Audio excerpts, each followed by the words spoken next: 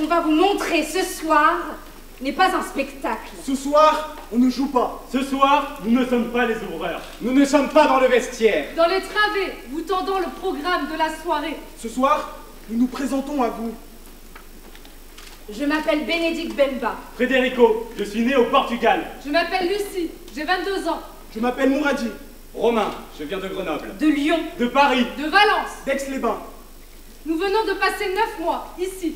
Une saison à la Comédie de Saint-Étienne, pour nous, ça a été ça. Du 4 au 9 septembre 2014. Entretien pour la classe préparatoire intégrée à l'école de la Comédie de Saint-Étienne. Une classe qui va nous préparer à présenter les concours des écoles nationales supérieures de théâtre. La classe. Madame, monsieur, Je souhaite vous faire part de Mon désir de devenir comédien. blablabla, blablabla. Mes sincères blablabla. salutations. cordialement, Bien à vous. Tendrement. Accepté. 22 septembre 2014. premier jour. 2 heures de retard pour notre premier jour. Le gros raté du premier jour. Pardon.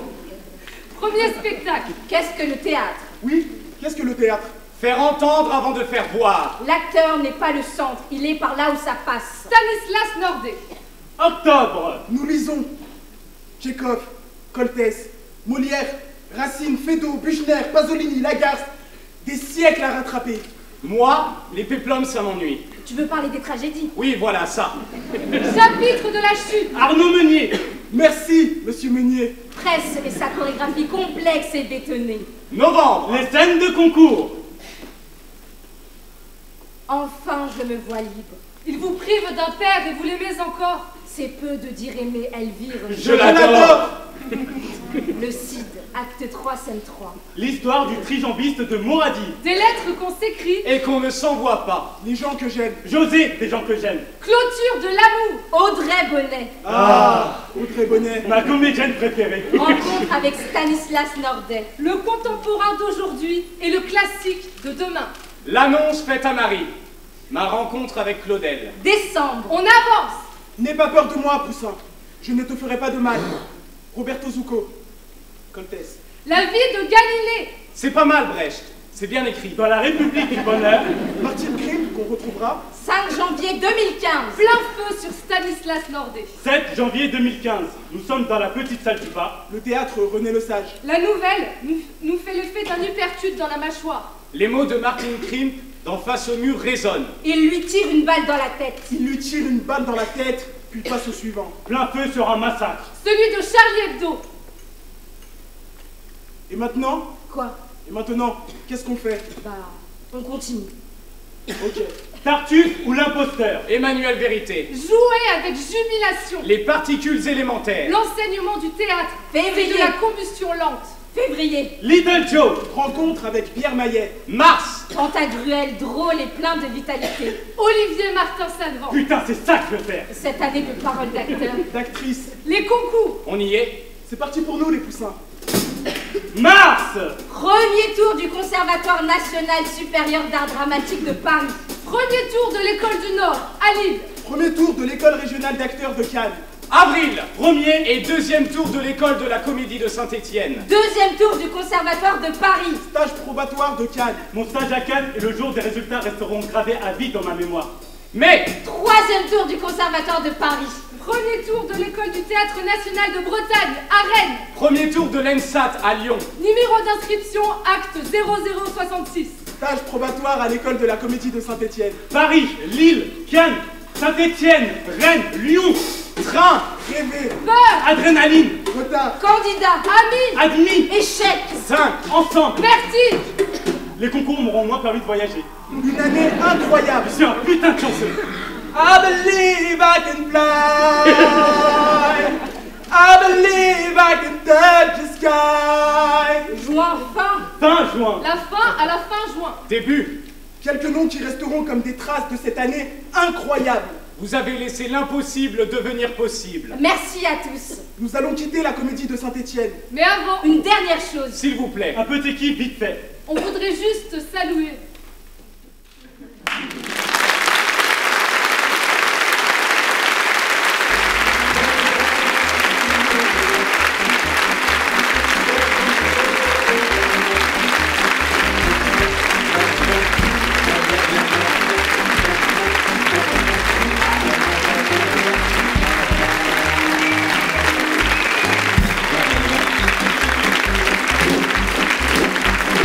Bonsoir et bienvenue à la Comédie, bienvenue pour cette présentation de saison 2015-2016, ça fait toujours aussi chaud au cœur de vous voir aussi nombreux. Pardon pour ceux qui n'ont pas pu rentrer en salle, je sais qu'ils nous regardent devant les téléviseurs et même une partie d'entre eux aussi sur internet ce soir puisque la présentation de saison est transmise en live sur notre site internet. Vous venez donc voir les 5 jeunes comédiens qui faisaient partie de la classe préparatoire intégrée. Première saison, c'est un dispositif expérimental financé avec l'aide de la région Rhône-Alpes que nous remercions et la Fondation Culture et Diversité.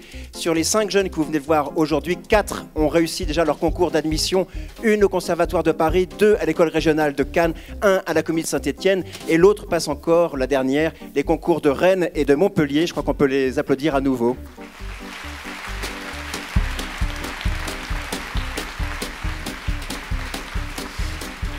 Alors cette saison, eh bien, vous commencez à connaître maintenant les grandes lignes du projet de la Comédie. C'est un lieu de création, donc l'immense majorité des spectacles dont nous allons vous parler ce soir n'existent que sur le papier, ils n'ont pas encore même été répétés. Donc c'est pour ça que nous allons vous présenter les spectacles et les artistes. Nous sommes aussi maintenant connus pour le soutien aux auteurs vivants, puisque nous sommes le Centre dramatique national qui accueille, produit et coproduit le plus d'auteurs vivants en France. Alors quelles sont les nouveautés ? Eh bien les nouveautés, c'est peut-être, évidemment, ils y ont fait allusion, ce qui s'est passé en France et en Tunisie au début de l'année n'a pu que nous marquer. Donc je pense que vous allez retrouver tout au long de la saison une ligne assez forte sur cet après-attentat dans la programmation. Peut-être aussi, et ça faisait partie du projet depuis le départ, une ouverture à l'international qui sera peut-être l'occasion de se poser la question de l'autre, de l'étranger, de ce qu'il peut aussi nous apporter. Et puis la troisième chose, c'est peut-être le retour de la danse contemporaine à la Comédie de Saint-Étienne de manière assez forte. Et nous aurons l'occasion d'en parler tous ensemble dans cette soirée. J'appelle pour cette présentation de saison mes 2 complices de la soirée, Marie-Laure Lecourt, la secrétaire générale, et François Béchaud, le conseiller à la programmation. Bonsoir.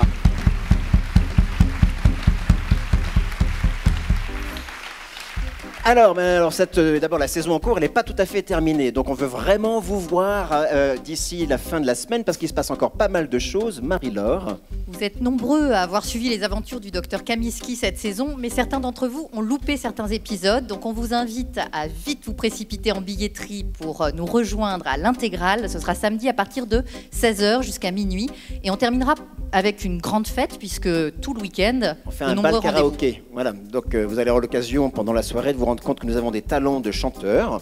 Et donc, n'hésitez pas à venir nous rejoindre pour l'intégrale Kamiski de samedi, de 16h à minuit. C'est un beau voyage, vous verrez. Voilà, donc vous pouvez nous rejoindre. Et évidemment, c'est dans le cadre d'un événement un peu spécial qui s'appelle la Fête de la Comédie. C'est la première fois. Donc, c'est un week-end où nous vous invitons. Tout est gratuit. Ce sont des propositions avec l'ensemble artistique, des propositions avec nos élèves. On y découvrira notamment un texte retenu par notre comité de lecture qui s'appelle Western de William Pellier. Et ça, ce sera le dimanche à 16h. C'est en partenariat aussi avec l'espace Boris Vian. Je salue Philippe Chastel qui doit être parmi nous. Avec l'Âge d'Or, c'est l'occasion aussi de vous montrer des ateliers qu'on a fait avec des amateurs, des jeunes, des moins jeunes. Tout ça est gratuit. Ça va être des propositions courtes, contrairement à l'intégrale de Kamiski. Et donc, c'est tout à fait jouable avec un week-end ensoleillé à Saint-Étienne à plus de 30 degrés. Donc, on compte sur vous. En juin également, donc ça ne figure pas dans votre brochure, ça figurait dans l'ancienne, j'espère que vous les collectionnez. Tumulte, spectacle de sortie donc, des élèves de la Comédie, donc, qui sera présenté le 25, 26 et 27 à l'usine. Là aussi, c'est gratuit. Le texte est de Marion Aubert, dont je salue la présence ce soir et on lui souhaitera un joyeux anniversaire. Et la mise en scène signée Marion Guerrero. Voilà, et alors avant les vacances, on va retrouver un partenariat que nous aimons beaucoup, c'est le Festival des 7 Collines, François. Voilà, avant de partir en vacances, les fameuses 7 Collines nous accueillent avec 2 propositions. D'abord un plateau partagé, le 9, avec une première proposition de Tabea Martin, Duet for Two Dancers, qui est une courte pièce dans laquelle on voit 2 danseurs qui interrogent avec beaucoup d'humour et une énergie tout à fait impressionnante les réalités de leur métier de danseur. Ils nous en font partager les réflexions, les sentiments, et puis parfois aussi les doutes sur ce choix de métier. Et puis la deuxième proposition de ce plateau partagé, c'est Latex Remix d'un couple qui s'appelle Delgado Fuchs. C'est une recherche à partir des poses et des postures inspirées par certaines disciplines sportives, genre patinage artistique ou natation synchronisée. C'est en fait une recherche assez amusée sur les postures érotiques et sur le brouillage des apparences récurrents. C'est un thème récurrent de leur travail, Delgado Fuchs. Mais avant ça, on va voir peut-être la première accueil danse de la saison avec Ça sera l'occasion d'une création, voilà, Voilà, avec je vais une chorégraphe sortir. que nous aimons beaucoup, puisqu'elle est l'intervenante danse de l'école de la comédie. Donc j'ai le plaisir d'accueillir sur le plateau Cécile Laloy pour nous parler de sa création dans cette colline qui s'appelle Clanks. On peut l'applaudir.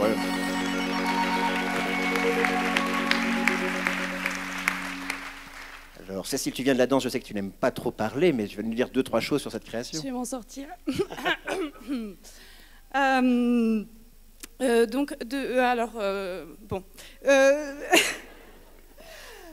Depuis longtemps, je vais voir des concerts de musique et je fantasme un peu sur les concerts de musique, faire de la musique, partir en tournée, enfin voilà. Et je me suis dit que j'avais envie, moi, de faire un concert, mais je suis danseuse. Donc, je vais faire un concert de danse. Voilà. Nous sommes donc 5 danseuses. Il y a 4 danseuses sur le plateau et puis une acolyte pas très loin. Et on joue ensemble à fabriquer un concert avec la participation du public. Parce que certains d'entre vous, si vous venez, ils sont accompagnés avec des casques audio et ils entendent des instructions pour fabriquer ensemble l'ambiance du concert. Voilà. Je vous raconte une petite anecdote, j'ai un peu le temps. Il y a faut pas me regarder trembler. J'ai un ami, quand j'ai parlé de cette envie de faire des concerts, qui m'a raconté qu'il a énormément travaillé avec un groupe, avec son groupe dans la cave de chez ses parents. Et ils ont répété pendant des années un groupe de musique, mais ils n'avaient pas d'instrument. Et donc ils ont mimé pendant des années la guitare, enfin voilà, et ils étaient très bons dans leur domaine. Et je me suis dit que que c'était possible de faire un concert sans musique. Voilà. Ben merci Cécile, on viendra voir ça avec grand plaisir.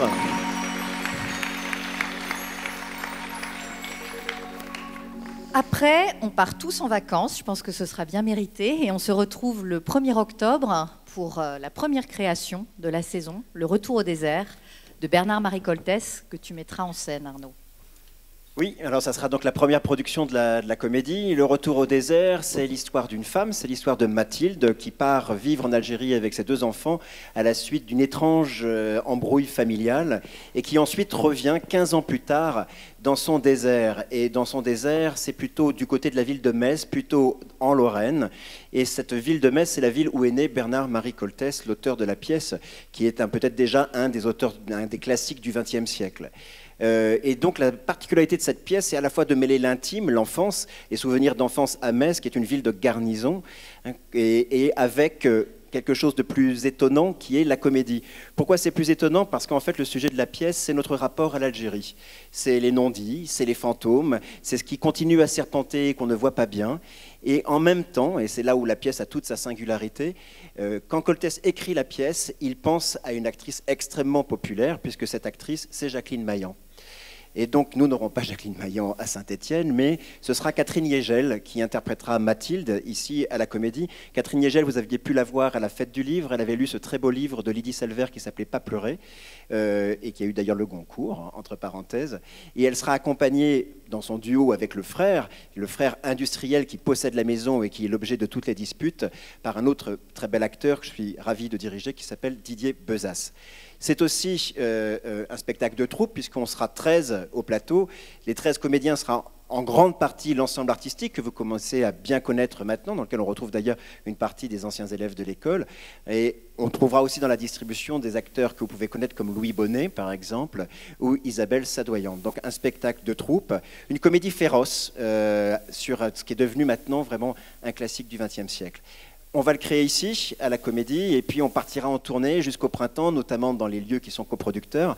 Je pense au Théâtre des Célestins à Lyon, en co-accueil avec le TNP Villeurbanne, et puis le Théâtre de la Ville à Paris, la Scène nationale d'Albi. C'est une tournée de plus de 15 villes que nous allons faire avec cette création, et qu'on jouera donc à Paris au mois de janvier, et vous aurez le plaisir de la voir en avant-première au mois d'octobre, ici, à la Comédie. À noter une nouveauté que nous vous proposons la saison prochaine. Les samedis, nous programmerons désormais les spectacles à 17h. Donc pour Retour au désert, il y aura 2 représentations à 17h le samedi, enfin sur 2 samedis, et une à 15h le dimanche. Et nous proposerons également une audiodescription de ce spectacle pour les personnes déficientes visuelles grâce au soutien de la Fondation RASE. En octobre, toujours, notre participation à la Fête du Livre, en collaboration évidemment et en partenariat avec la ville de Saint-Étienne. J'en profite pour saluer tous les élus de la ville, et en particulier Monsieur le maire, d'être présent. On est toujours très heureux de vous voir présent à nos présentations de saison, et ainsi que tous les élus du département qui ont pu venir, bien sûr, merci. Cette Fête du livre, nous y participons maintenant depuis 5 ans. Voilà, c'est notre 5e partenariat. Ce sera la 30e anniversaire de la Fête du Livre. Donc voilà, on sera, nous, en 5e année de partenariat, avec des propositions qui seront imaginées toujours par l'ensemble artistique, notre ensemble artistique, et puis aussi par les élèves de l'école, comme chaque année. Il est encore tôt pour vous dévoiler quelque chose de cette programmation. Le programme sera édité pour septembre, mais on peut peut-être quand même dire un petit scoop. Allez, Alors vous savez qu'il y a un rendez-vous que vous aimez bien maintenant qui s'appelle un auteur, un acteur, mais qui peut en l'occurrence être de temps en temps une actrice, puisque là c'était Catherine Yegel cette année.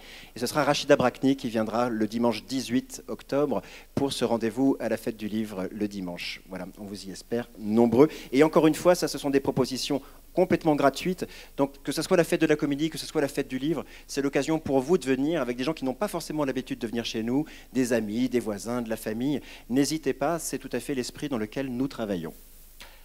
En novembre...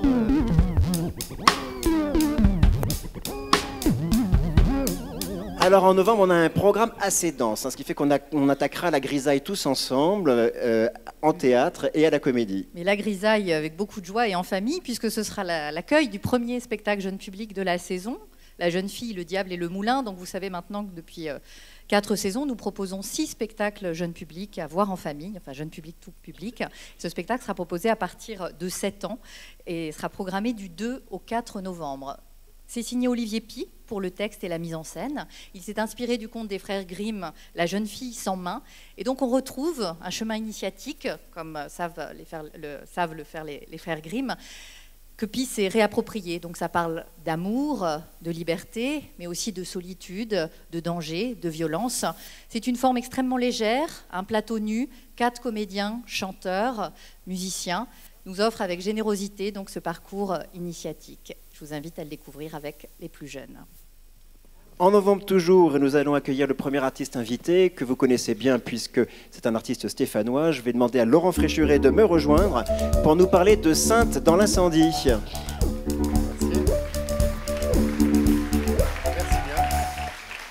Bonsoir Laurent. Waouh. Ah oui, bonjour. Ça fait toujours pareil. Hein. Ouais, toujours. Alors, Sainte dans l'incendie, tu l'as écrit et mis en scène. Oui, c'est une histoire un peu singulière. Disons que parallèlement à mon travail depuis une petite trentaine d'années de faire du théâtre, de fabriquer des histoires, secrètement j'écrivais aussi des petits poèmes style haïku en une phrase. Depuis l'âge de tout ce texte, ceux qui viendront, j'ai écrit ça pendant 15 ou 20 ans à peu près. J'ai commencé à 17 ans, j'ai fini à peu près, oui, à 37 ans. Ce texte, et je ne l'avais jamais montré, c'était une sorte d'hygiène personnelle, secret, d'écrire des petits poèmes qui racontent mon rapport à mon amour pour le Moyen-Âge, pour certaines sensations, pour la nature, pour les rapports aux grands-parents, aux anciens, et ceux à venir qu'on ne connaît pas, et puis ceux qui naîtront jamais, ce qui n'est jamais arrivé, et qu'on peut imaginer. Et tout ça, c'était très secret. Et un jour, je me suis amusé, pour ne pas publier un jour un recueil d'haïku, mais à en faire du théâtre, à en faire une espèce à les relier, comme ça, et puis peu à peu à faire de cet énorme matériau, il y en avait des dizaines de milliers en fait, à arriver à épurer, et puis jusqu'à avoir 25 pages, et à me dire, tiens, je vais trouver un fil conducteur à toutes ces sensations, toutes ces choses. Il y a aussi des choses un peu érotiques, des choses un peu cachées, des choses un peu secrètes, des choses un peu douces, des choses un peu belles, colorées, etc., bizarres, monstrueuses, démoniaques et autres. Et tout ça, j'ai trouvé une figure. J'avais essayé avec Don Quichotte parce que je cherchais un fil conducteur qui arrivait très tard. Et puis un jour, j'ai lu la vie de Jeanne d'Arc et j'ai trouvé que ça correspondait à tout. Alors je ne me prends pas pour Jeanne d'Arc, hein, mais ça correspondait à tout. Il y avait le feu, ma compagnie s'appelle le Théâtre de l'Incendie, depuis 20 ans. Elle a été créée ici, puis elle revient ici. Il y avait l'histoire d'une petite paysanne qui arrive à devenir un chef de troupe, à faire couronner un roi, puis qui se fait jeter comme ça et qui va repartir sur le terrain vague, qui quitte la grande galerie marchande pour repartir sur le terrain vague. Bon, il y avait toute cette utopie, et puis du coup, Jeanne d'Arc était une sorte de métaphore d'un chef de troupe, d'un metteur en scène qui rassemble des compagnons dans son armée avec cet esprit de chevalerie et de loyauté pour inventer des mondes et changer le monde et être dans une espèce de manifeste un peu utopique. Bref, tout ça est devenu un texte que j'ai proposé, qui a été pris dans le concours des auteurs de la ville de Lyon, qui a été publié, qui a été repris ensuite au Solitaire Intempestif. Et il s'est passé un miracle, c'est que j'ai rencontré une comédienne qui s'appelle Laurence Vielle, qui est une des plus belles rencontres que j'ai fait de ma vie, qui pour moi est unique, qui est une voix, qui est un corps, qui est une danseuse de mots. Très belle comédienne. Sublime comédienne, comme il en existe peu. En tout cas, j'en ai rencontré quelques-unes comme ça seulement dans ma vie. Et là, je lui ai fait lire ça, et quand elle l'a lu, j'ai dit c'est elle. J'ai écrit ce texte pour cette femme, mais je l'attendais depuis 20 ans. Et on a créé, elle a accepté, elle était heureuse de monter ce spectacle, on l'a travaillé ensemble, et il tourne depuis 5 ans bientôt. On arrive à la 200e, peut-être ici, ce sera la 200e, je crois. Et ça fait partie des histoires très intimes, très singulières. Et je suis très très ému que ce texte, après avoir tourné en Suisse, en Belgique, à droite, à gauche, vienne là où il a été écrit. Alors venez, il faut qu'on le partage. Ça. Laurent. Merci. Merci beaucoup. À bientôt.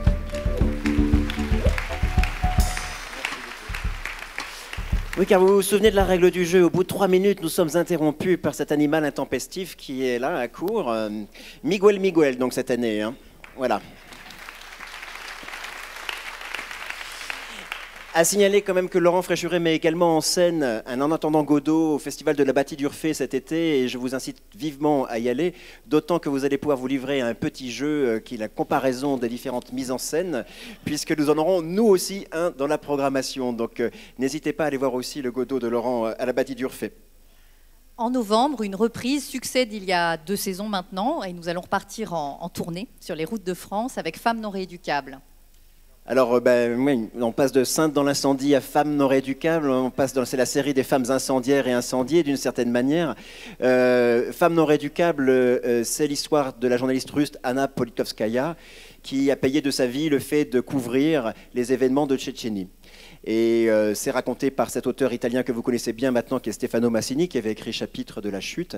Nous l'avons créé il y a 2 saisons et on avait fait un nombre de représentations qui avait été limité parce qu'on allait tout de suite à Paris, et ça a joué très longtemps à Paris, plus de 60 représentations. Donc là, on le reprend puisqu'on repart en tournée. Vous savez que ça, c'est aussi le principe de la comédie, de diffuser, de produire et de diffuser les spectacles que nous produisons. Et vous y retrouverez la comédienne Anne Alvaro, qui donc incarne Anna Politkovskaya, avec Régis Royer à ses côtés qui lui donne la réplique, et le musicien violoniste assez magique, Régis Huby, qui est un violoniste électro-acoustique. Donc c'est l'occasion de le voir si vous ne l'avez pas vu, ou de le revoir, et d'emmener des amis si vous voulez le revoir. Voilà. Donc on le reprendra en novembre, du 11 au 13 novembre. Un autre spectacle qui peut être déjà aussi dans la ligne du post-Charlie, d'une certaine manière, Marie-Laure. Oui, et en même temps très léger. Premier spectacle, léger dans plusieurs sens d'ailleurs, premier spectacle de la comédie itinérante, La Devise. Alors, le metteur en scène excelle dans ce genre d'exercice. Il s'agit de Benoît Lambert. Je pense que ceux qui ont vu Qu'est-ce que le théâtre s'en souviennent tous. Il excelle dans les spectacles légers, mais il excelle aussi dans des spectacles plus lourds, puisque vous êtes nombreux à avoir vu le Tartuffe la saison passée. Benoît Lambert avait justement envie de s'interroger sur notre belle devise, liberté, égalité, fraternité, et comment on en parle aux jeunes aujourd'hui. Il a demandé à François Bégodeau, qui est auteur associé à la comédie, d'écrire un texte, et François sait saisir aussi ces instants précieux. Donc c'est une préparation, une pré-conférence où un jeune homme est coaché par une femme mordante et déterminée, et elle va le guider donc dans les choix à faire sur comment on parle aujourd'hui aux jeunes en France de liberté, d'égalité et de fraternité. Ce sera drôle et en même temps irrévérencieux, politique, mordant, à découvrir donc avec des jeunes lycéens. et en famille. C'est l'occasion aussi pour nous de remercier nos partenaires de la comédie itinérante. Je pense notamment au département de la Loire et au département de la Haute-Loire. Parce que c'est que ce type de spectacle va jouer dans les villages. Donc ça joue ici à Saint-Étienne, on joue également dans les maisons de quartier et ensuite on part dans les villages. Et c'est voilà, quelque chose d'assez important pour nous de toujours défendre les auteurs vivants, y compris dans les milieux ruraux. Voilà, la devise François Bégodeau, Benoît Lambert, du 12 au 14 novembre ici et ensuite en itinérance. Puis, donc, eh bien, voilà, je l'ai presque annoncé déjà, François. Donc, l'autre en attendant Godot, l'exercice de comparatif et d'instruction dramatique pour l'ensemble du public. Voilà, alors je ne vais pas faire trop l'article quand même, mais je vais vous dire pourquoi il nous a semblé important d'accueillir ce Godot, ce qui nous l'a rendu nécessaire. C'est la belle idée qu'ont eu les metteurs en scène, qui sont trois, Jean-Lambert Wilde, Marcel Besonnet et Laurent Malaguerra, de confier les rôles de Vladimir et Estragon à deux acteurs formidables ivoiriens qui s'appellent Michel Bohiri et Fargus Assandé. Alors dès le début, d'emblée sur le plateau, ça joue avec une évidence tout à fait incroyable.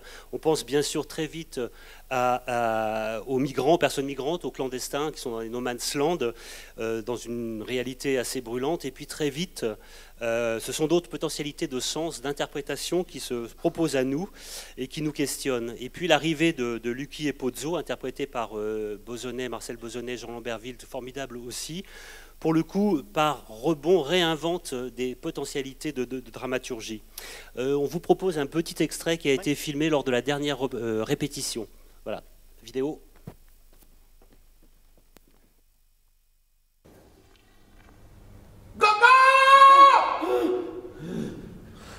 Je dormais. Pourquoi tu ne me laisses jamais dormir? Je me sentais seul. J'ai fait un rêve. Ne le raconte pas. Je rêvais Ne que... le raconte pas. Celui-ci te suffit. Tu n'es pas gentil, Didi. À qui veux-tu que je raconte mes cauchemars privés, sinon à toi? Qu'il reste privé. Tu sais bien que je ne supporte pas ça. Il y a des moments où je me demande si on ne ferait pas mieux de se quitter. Tu n'irais pas loin. Ce serait là en effet un grave inconvénient. N'est-ce pas, Didi, que ce serait là un grave inconvénient? Étant donné la beauté du chemin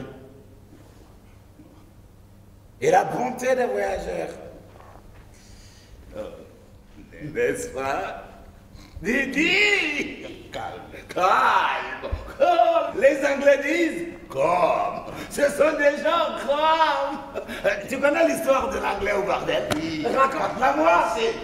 Un Anglais s'étant enivré se rend au bordel. La sous-maîtresse lui demande s'il désire une blonde, une brune ou une rousse vampirique. Voilà, en attendant Godot, du 17 au 19 novembre, sur ce extraordinaire plateau-là. Beckett qui permet vraiment toutes les lectures. Vous aurez vraiment l'occasion de vous en rendre compte cette saison. Et puis maintenant, eh bien, alors pour une fois, notre ami Miguel va devoir redevenir Mathieu Desbordes puisqu'il va venir défendre lui-même son spectacle. Alors tu vas me faire le plaisir d'amener un instrument de musique pour que je puisse te sonner, s'il te plaît. Les enfants, à table. Il y a de la purée mousseline. Quand je fais de la purée mousseline, Pierre arrive avec son lapin blanc. Sophie met une jolie note. Marine se va. Les garçons sont très contents. Ils veulent tous les gourmands. Quand je fais de la purée mousseline, je suis sûre de ne pas attendre longtemps. Purée mousseline, à table les enfants. Bonsoir, alors je profite de cette étonnante introduction pour rebondir sur les mots d'Émilie Beauvais qui interprète, a mis en scène et a écrit cette pièce avec moi, qui n'est pas présente avec nous mais qui a la gentillesse de m'envoyer un texto, donc je vais vous le lire. L'effet de sol, c'est un spectacle génial, drôle, rock, burlesque, où vous verrez des chemises à carreaux canadiennes, des vrais Cronenbourg de collection, des vrais morceaux de batterie comme des moteurs de voiture, des costumes époustouflants, un spectacle sur la Formule 1 des années 80. Et c'est le parcours surtout passionné d'un homme excessif qui vit tout intensément et qui est joué par une femme. Et où tu es très beau, mon amour, ça c'est pour moi. C'est un spectacle sur l'intensité que nous cherchons tous, comme on donne du goût à notre vie, trouver, garder, nourrir le goût de vivre, le goût du risque, les années 80 et leur idée matérialiste, une histoire d'amour, une magnifique romance et aussi une histoire d'amitié, un duel fratricide très shakespearien. Du sang, des larmes, ça parle du progrès, de la vitesse, qui interroge le rapport de l'homme au progrès. du big data, de la désuétude fondamentale et inévitable du progrès, de Véronique Jeannot, pour ceux qui savent qui c'est, et bien sûr de la purée mousseline. Venez, et voilà, bisous, etc. Et on est très contents. Alors, c'est très juste tout ce qui est dit par rapport à cette pièce. En fait, c'est l'histoire de Gilles Villeneuve qui nous a beaucoup intéressés parce que Gilles Villeneuve, c'est un coureur de Formule 1 des années 80 et c'est pas la même chose qu'à notre époque. C'est une époque où c'est encore possible de devenir un coureur de Formule 1 quand on n'est pas dans une écurie très tôt, dans une écurie de karting où cette quête vers le possible de tout le monde, mais qui va inévitablement vers l'impasse, vers l'absurde, est universelle. Et en ce sens-là, cette tragédie, elle est très intéressante à porter sur un plateau. Il y a aussi la place des enjeux qui sont reportés de génération en génération. Le fils de Gilles Villeneuve est devenu champion du monde de Formule 1. Les deux fils de Didier Pironi avec lequel il a ce duel sont pilotes. Et je vous en dis pas plus au niveau de cette tragédie. Et en fait, cette Formule 1, c'est des gens qui tournent en rond sur un circuit indéfiniment, regardés par d'autres gens qui n'en finissent pas de les regarder. Tout ça dure des décennies, toutes les 2 semaines. Et ça nous a semblé vraiment intéressant pour interroger la technologie, le rapport à la publicité, à la propagande, à la vitesse. On s'est aidé pour ça de beaucoup d'éléments de culture populaire et de la pensée de Paul Virilio, qu'on a découvert avec beaucoup d'intérêt. Et qu'est-ce que j'ai oublié de dire? Tu le sais, finalement, 3 minutes, ça peut être assez long pour parler d'un spectacle. Il reste encore un petit peu de temps. Qu'est-ce que je pourrais vous dire? Je sens que j'oublie quelque chose, mais en tout cas, venez, ça va être très bien. Ah oui, voilà, c'est le premier spectacle de notre compagnie qui est toute jeune. Et sur scène, on s'applique vraiment à être à l'inverse de ce monde de la Formule 1, dans des endroits de sous-technologie, etc. Merci Mathieu. Je vous en prie. Je vous rends compte pour le... Alors, le mois de novembre, il n'est toujours pas fini ce mois de novembre. Nous allons avoir toujours le partenariat avec la Villa Gilet et le festival Mode d'Emploi, un festival pour la pensée. Et nous allons avoir comme invité Philippe Val. Donc vous comprenez pourquoi Philippe Val est invité à la Comédie de Saint-Étienne la saison prochaine, sachant que Philippe Val, par ailleurs, est quelqu'un qui a des idées avec lesquelles vous ne serez pas toujours d'accord, qui est plutôt polémiste. Il vient de sortir un livre qui s'appelle Malaise dans l'inculture, par exemple. Je pense qu'il va faire franchement débat, qu'il le fait déjà. Donc ça sera l'occasion de le rencontrer, l'itinéraire, son parcours, évidemment l'histoire de Charlie Hebdo, sa carrière, etc., mais aussi où il en est aujourd'hui. C'est un débat interactif, vous pouvez poser des questions de la salle, c'est toujours le principe du festival Mode d'Emploi et ce sera le 23 novembre. Et 2 derniers spectacles en partenariat, François. Voilà, en partenariat d'abord avec la Ricamarie, le centre culturel de la Ricamarie. Cœur d'acier. Cœur d'acier, c'est un spectacle qui interroge les conséquences des fermetures des sites de Haut-Fourneau en prenant appui sur celui de Florange. Il les interroge sur le quotidien des familles qui en vivaient, sur les conséquences. C'est une fiction documentée, mais pas documentaire, qui est menée par une jeune équipe dont on sont issus pas mal d'anciens élèves de l'école et qui est conduite d'ailleurs par l'un des plus brillants d'entre eux, Baptiste Guiton, sur une écriture de Magali Mougel. C'est au Centre culturel de la Ricamarie le 13 novembre et puis on ira au Célestin, si vous le voulez bien, Théâtre de Lyon le 20 novembre pour 887, titre bien mystérieux. C'est pour Robert Lepage, ce numéro, c'est à ce numéro qu'habite son enfance. C'est à partir de cela qu'il va vous proposer un spectacle dans l'univers de la mémoire. Comment une ritournelle d'enfance demeure-t-elle entière dans notre esprit alors que le nom de personnes importantes a disparu? C'est ce genre de questions qu'il va nous poser à travers ce spectacle. Robert Lepage est un des plus grands créateurs internationaux depuis les années 80 qui a révolutionné les formes scéniques, les nouvelles formes scéniques, en particulier avec l'utilisation de pas mal de technologies contemporaines, numériques en particulier. Voilà un spectacle sur la mémoire à découvrir chez nos amis des Célestins.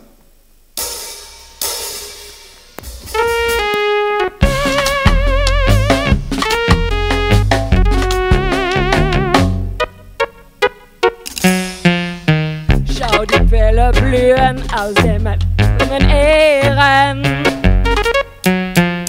Und ich fall Benzin, niemand kann es erklären. Kämpf für uns heim Trennung wie ein Heim wir wären. Treib nicht immer allein in Sonnenschein. Denn das ist Liebe viel mehr. Die Zeit, die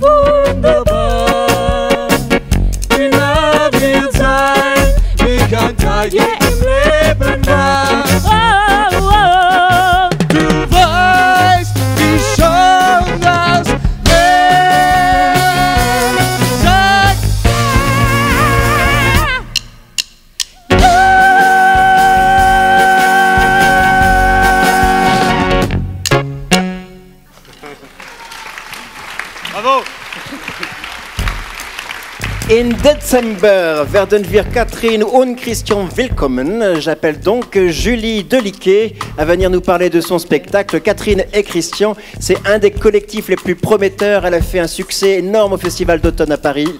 Et donc maintenant, elle va nous arriver avec sa nouvelle création. Catherine et Christian, bonsoir Julie. Bonsoir. Bonsoir à tous.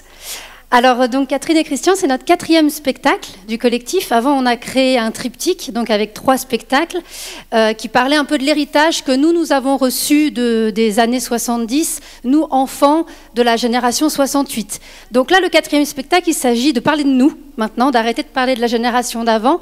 Et pour parler de nous, j'ai choisi de faire donc un épilogue et de tuer, un peu symboliquement, la génération de nos parents. Donc pour ça, j'ai demandé à 2 acteurs de cette génération-là, de 65 ans, de venir rejoindre nos répétitions, travailler avec nous, de jouer nos parents pendant nos répétitions, mais je les tue dans le spectacle. Donc ils ne seront pas présents sur scène dans le spectacle, ça commencera le jour de leur mort. Donc en fait, là, on est à peu près à la moitié des répétitions. On est à J-4 avant la mort de Catherine et Christian, puisque la dernière improvisation sera vendredi. On fait une dernière improvisation collective au Théâtre de la Bastille avec eux. Et puis le lendemain, ils ne reviendront plus et on commence l'écriture du spectacle qui commence donc le jour de leur enterrement. Donc l'histoire, c'est plusieurs fratries qui vont tour à tour se succéder comme ça dans un restaurant de province pour enterrer soit le père ou soit la mère. Donc on n'est pas du tout dans un rapport morbide au spectacle. La cérémonie est passée, on est soit dans un retour de crématorium, de funérarium, soit dans un retour de cimetière. Et c'est ce moment où on se retrouve et on se dit, bon, qu'est-ce qu'on fait? On va bouffer. Donc on se retrouve au restaurant et c'est ce moment de retrouvailles, de rencontre, du retour à la vie. Voilà, c'est ça que je voulais pour parler de notre génération, c'est ce moment d'après. Qu'est-ce qu'on fait maintenant sans eux? Alors on ne sait pas parce que là pour l'instant ils sont encore avec nous. Donc on va commencer la semaine prochaine à voir ce qu'on fait sans eux. On s'est très fortement attachés à Catherine et Christian. C'était très bénéfique pour nous de travailler aussi avec une autre génération d'acteurs. Donc voilà, ce sera sans doute libérateur ou peut-être, je ne sais pas. En fait, on va commencer l'écriture. Et l'écriture du spectacle, elle a cette particularité que c'est une écriture du plateau. C'est 11 comédiens au plateau, plus moi la metteur en scène. Et le spectacle restera improvisé chaque soir. Donc le scénario est très précis, le récit est très précis, mais l'écriture reste orale. Et c'est une écriture que même moi, comme les spectateurs, je découvre en direct, voilà, chaque soir. On est très heureux d'être programmés ici à la Comédie de Saint-Étienne et j'espère que vous serez nombreux. Merci Julie. Parfait, 3 minutes, parfait.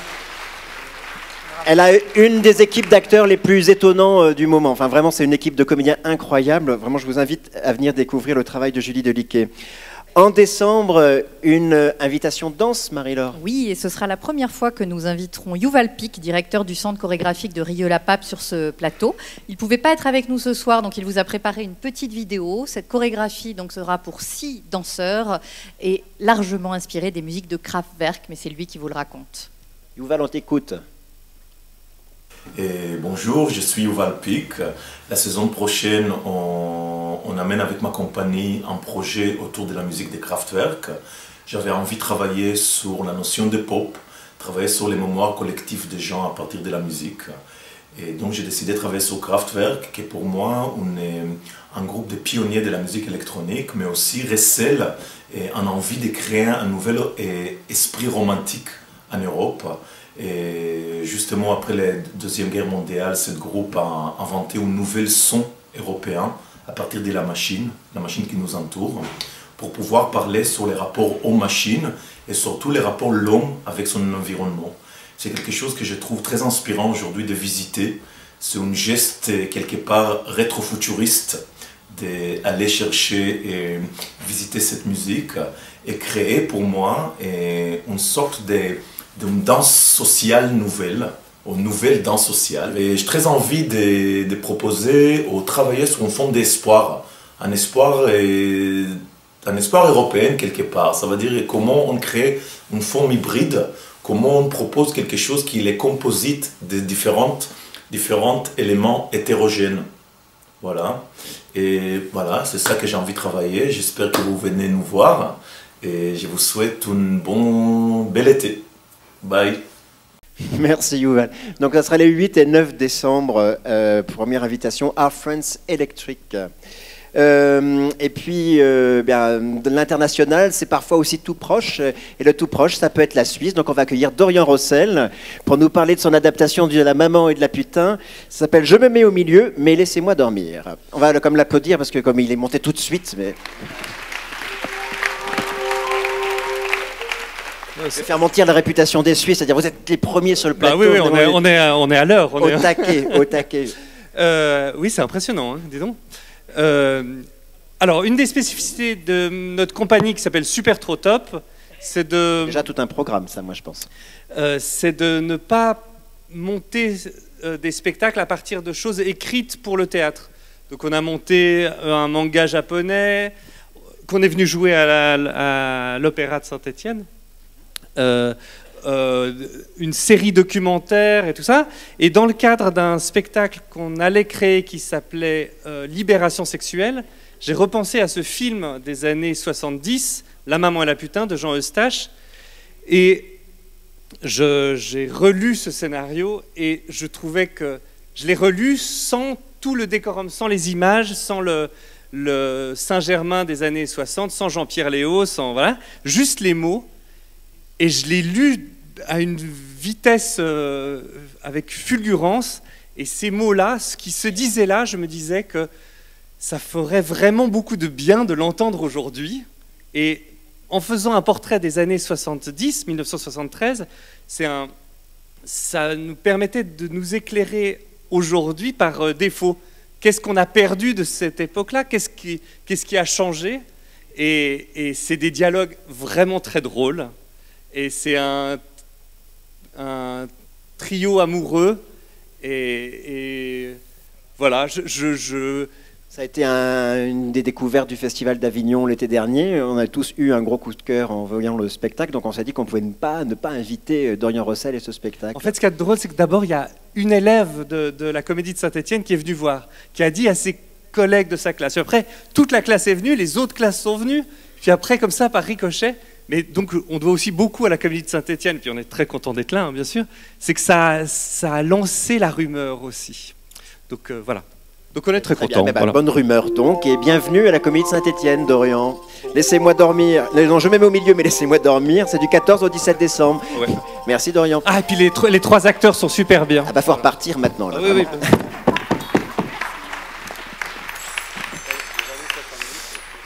Et pour finir le mois de décembre, nous irons au TNP à Villeurbanne découvrir la toute nouvelle pièce d'un tout jeune auteur qui s'appelle Michel Vinavert, 87 printemps, qui a trouvé l'énergie pour écrire une pièce sur évidemment quelque chose qui n'a pu que le passionner. Donc ça s'appelle Bettencourt Boulevard, ça sera mis en scène par Christian Schiaretti. 18 comédiens au plateau. C'est plutôt l'histoire de l'épopée de L'Oréal, hein, le sujet de la pièce, pour tout vous dire. Donc c'est un bus en fait que nous faisons pour aller à Villeurbanne et ça sera le 11 décembre. Puis nous fêterons la nouvelle année tous ensemble, gentiment.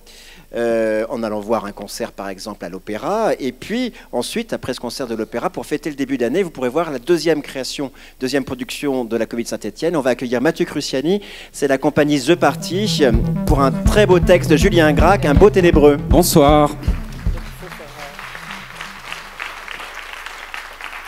Alors, Un beau ténébreux, c'est une adaptation d'un roman de Julien Gracq, qui est mort maintenant, mais qui était une espèce de génie discret, comme ça, de la littérature française, qui est mort il n'y a pas très longtemps, d'ailleurs, en 2007. C'est voilà, un écrivain, on va dire, de qualité magique, quoi. C'est un ensorcellement, ce sont des sortilèges. Et c'est la première fois qu'on va pouvoir en faire un spectacle de Gracq, parce que voilà, c'est la première fois qu'on obtient les droits. Il faut se figurer, moi c'est un spectacle qui nous excite particulièrement, celui-ci, quelque chose comme un polar ou un roman fantastique qui aurait été écrit par Rimbaud. Ça donne à peu près comme ça le cadre de ce qu'on va faire.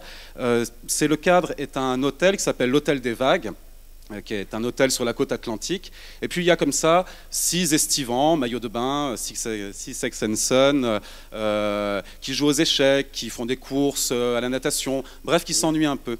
Et puis l'un de ces estivants dit « Moi je vais partir, je m'ennuie dans cet endroit-là ». On a donc une petite société comme ça, occidentale, un petit peu en mal de représentation, un peu oisive.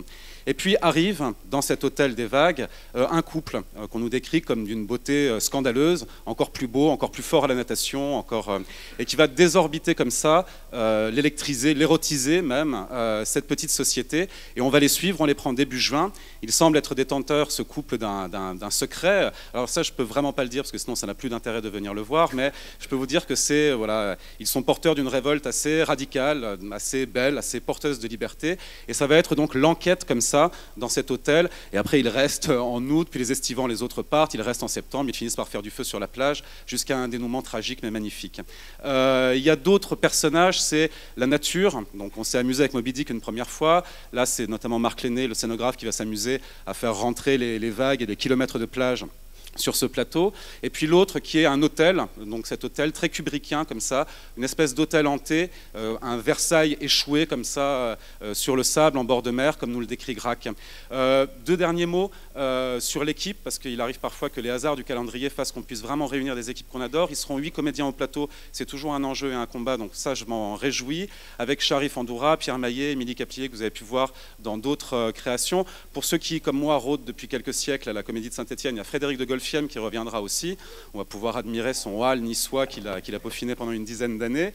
Et un dernier mot, parce que c'est une écriture qui est poétique, qui est littéraire, et trop souvent on pense que ça rime avec Alfred de Vigny, s'ennuyer, se plaindre, la poésie. C'est bourré d'énergie, et nous on y croit très très fort aussi, de dire qu'il y a une vraie force d'émancipation, il y a des cris, il y a des beautés dans la littérature, et que ça n'est pas qu'ennui. Et je me réjouis réellement de venir créer ici avec une équipe notamment technique, et voilà, qui est toujours un régal de retrouver, et j'en profite pour dire un mot sur eux. Voilà, je vous remercie, venez nombreux.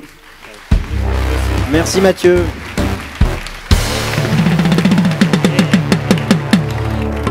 C'est donc une coproduction entre la compagnie The Party, compagnie stéphanoise associée à la Comédie, les CDN de Rouen et de Dijon. J'en profite pour les saluer.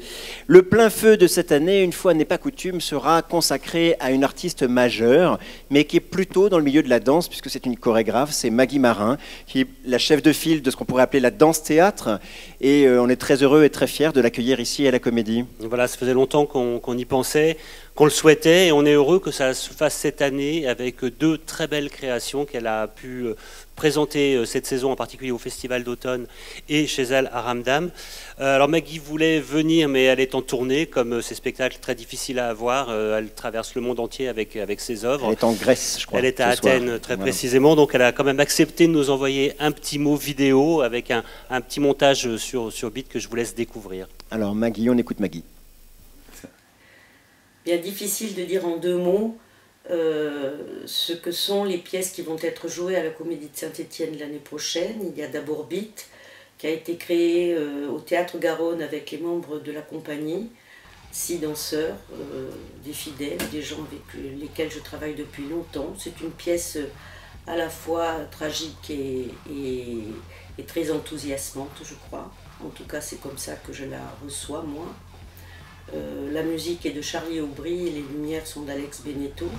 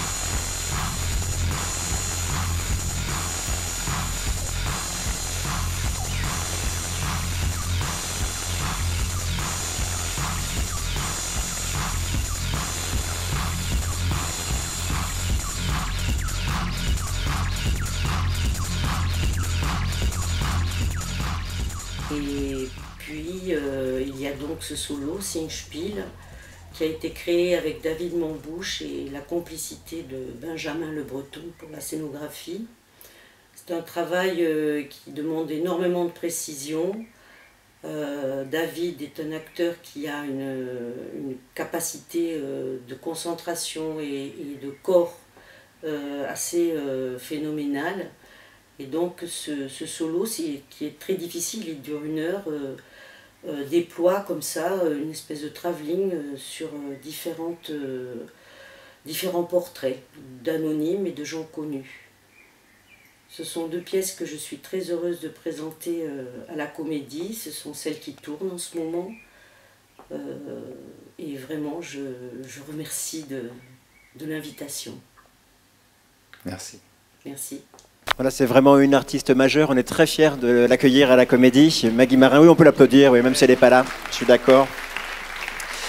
Donc Beat, ce sera les 13 et 14 janvier, et Singspiel, que vous trouvez page 59 de votre brochure de saison, ça sera du 9 au 12 mars.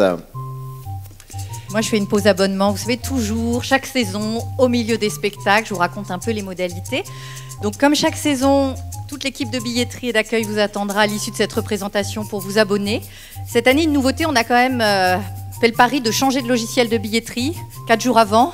Donc soyez indulgents ce soir avec l'équipe, et toute l'équipe vous accueillera avec beaucoup de plaisir. Et c'est pour mieux vous servir. Il y a voilà. Une nouvelle fonctionnalité, vous allez pouvoir changer vos places vous-même sur Internet. Enfin, tout ça va se simplifier. Donc ce logiciel, on l'attendait avec impatience. Vous savez que chaque année avec Arnaud, on vous dit l'idée c'est d'aller aussi simplement au théâtre qu'au cinéma. Donc cette année, on a décidé de changer de slogan et de dire tiens, et si on allait à la Comédie ce soir? Donc pour ça, je vous invite à vous précipiter sur la carte 11.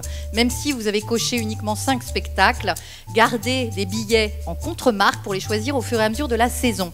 Pour vous, pour des amis, pour de la famille de passage, en fonction aussi d'articles que vous aurez lus ou d'avis une fois que le spectacle sera créé, n'hésitez pas à en profiter. Donc... Parce qu'on a beaucoup augmenté les séries, ce qu'on appelle les séries, les représentations sont allongées, donc oui, le bouche à oreille a le temps de se faire. Donc si vous entendez parler d'un spectacle, vous ne l'aviez pas choisi, vous avez envie de le voir, hop, avec la carte 11, vous pouvez y aller. Voilà, et tout ça, soit à la Comédie, soit sur le site internet, puisque vous pourrez maintenant désormais directement changer vos contre-marques en spectacle et changer, donc ça c'est réservé aux abonnés, vos billets quand vous avez une indisponibilité pour le soir suivant. Donc vous voyez, on fait des gros progrès.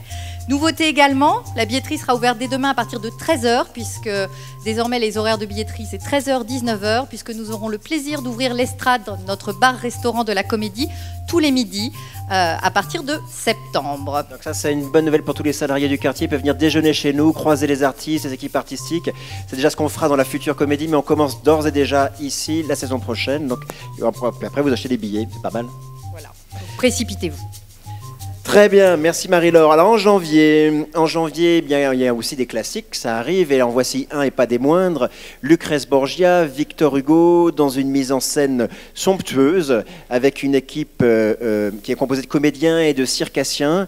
C'est une mise en scène qui a été jouée au Château de Grignan l'été dernier. Il y a une demande technique qui est assez importante, puisqu'on est avec un bassin d'eau assez important. Donc on jouera à l'Opéra de Saint-Étienne, ce spectacle-là. On remercie Éric Blanc de la Nolte de ses partenariat sur Lucrèce Borgia, et pour interpréter Lucrèce, pas la moindre des comédiennes, une comédienne qui est plutôt connue au cinéma qu'au théâtre, puisque c'est Béatrice Dalle. Et nous l'avons vu ce spectacle, et elle nous a franchement étonnés, Béatrice Dalle, avec des critiques dithyrambiques, notamment dans Le Monde, parce que de temps en temps on peut aimer Le Monde aussi, bon, point de suspension, et on a cru remarquer qu'ils avaient fait Amende honorable là, récemment. Et donc voilà, c'est une équipe d'acteurs sublimes, un spectacle grand public. Alors là, vous pouvez venir vraiment en famille avec des gens aussi qui ne vont pas régulièrement au théâtre, parce qu'on en prend plein les yeux. Voilà, Lucrèce Borgia, ce sera du 19 au 21 janvier, donc à la Comédie de Saint-Étienne, mais ça se joue à l'Opéra, comme vous l'avez compris. Et une audio-description sera proposée grâce au soutien de la Fondation Raz. En janvier, toujours, un coup de cœur du Festival d'Avignon Off. François. L'enfant de demain. L'enfant de demain, d'après le roman de Serge Amici, Souvenez-vous de moi, l'enfant de demain. Serge Amici a été garçon kadogo, ça veut dire enfant soldat. Et avec sa langue rocailleuse, brute, il nous raconte, à la hauteur de l'enfant qu'il était alors, le caractère implacable de la transformation d'un enfant en machine à tuer, c'est ce qu'il a vécu. Et en même temps, ce spectacle, c'est pourtant une formidable ode à la vie et aussi une ode à l'Afrique. Serge a survécu. Il est devenu acteur, auteur. Dans le spectacle, d'ailleurs, vous le verrez, il interprète tous les protagonistes autour de son personnage, qui lui est interprété par un autre comédien qui s'appelle Mathieu Genet. C'est un spectacle fort, évidemment. Je vous propose un petit extrait du spectacle. C'est au début du spectacle, avant que Serge Amici ne soit enlevé, à l'époque par des soldats rwandais qui étaient alliés à Laurent-Désiré Kabila, qui luttait pour renverser le président Mobutu, transformer le Zaïre en République démocratique du Congo. C'était au milieu des années 90. Extrait.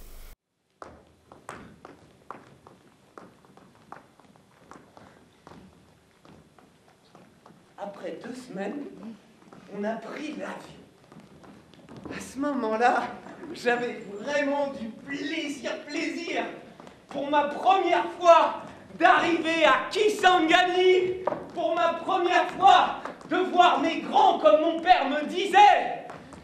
Mais si je partais à l'école avec les grands frères, quand on sortait de l'école, eux, ils partaient au champ, et moi, je rentrais à la maison. Et je faisais toujours comme ça, tous les jours pareil.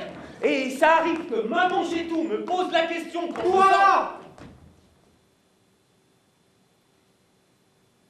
Quand ils sortent de l'école, tes grands ils partent où? Si on sort de l'école, ils partent au champ. Et toi? Tu veux toujours rentrer à la maison? Tes grands frères, tes yaya, ils sont tes domestiques? Ils te cherchent à manger parce que c'est toi qui l'envoies chef? Hein? Allez, au travail! Pour la première fois, j'étais étonné.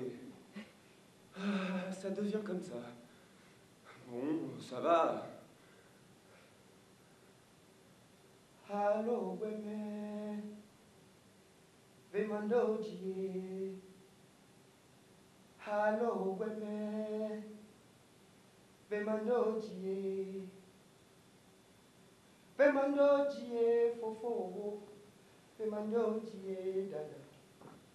Vemando die, no.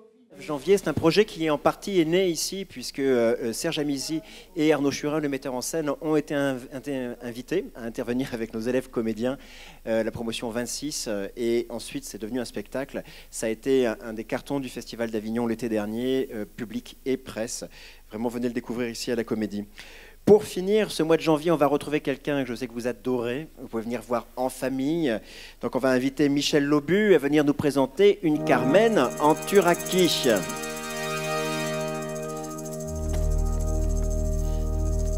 Oui, là je sens qu'on est venu charger.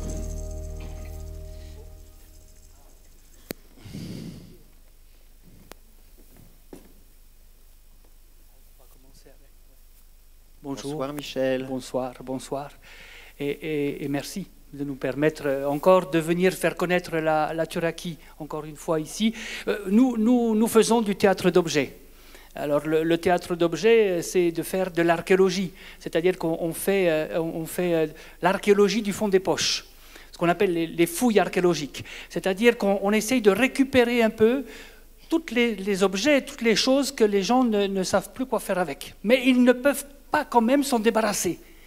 Donc nous, on essaye d'être vigilants, de les récupérer. Donc qu'est-ce qu'on a trouvé cette fois?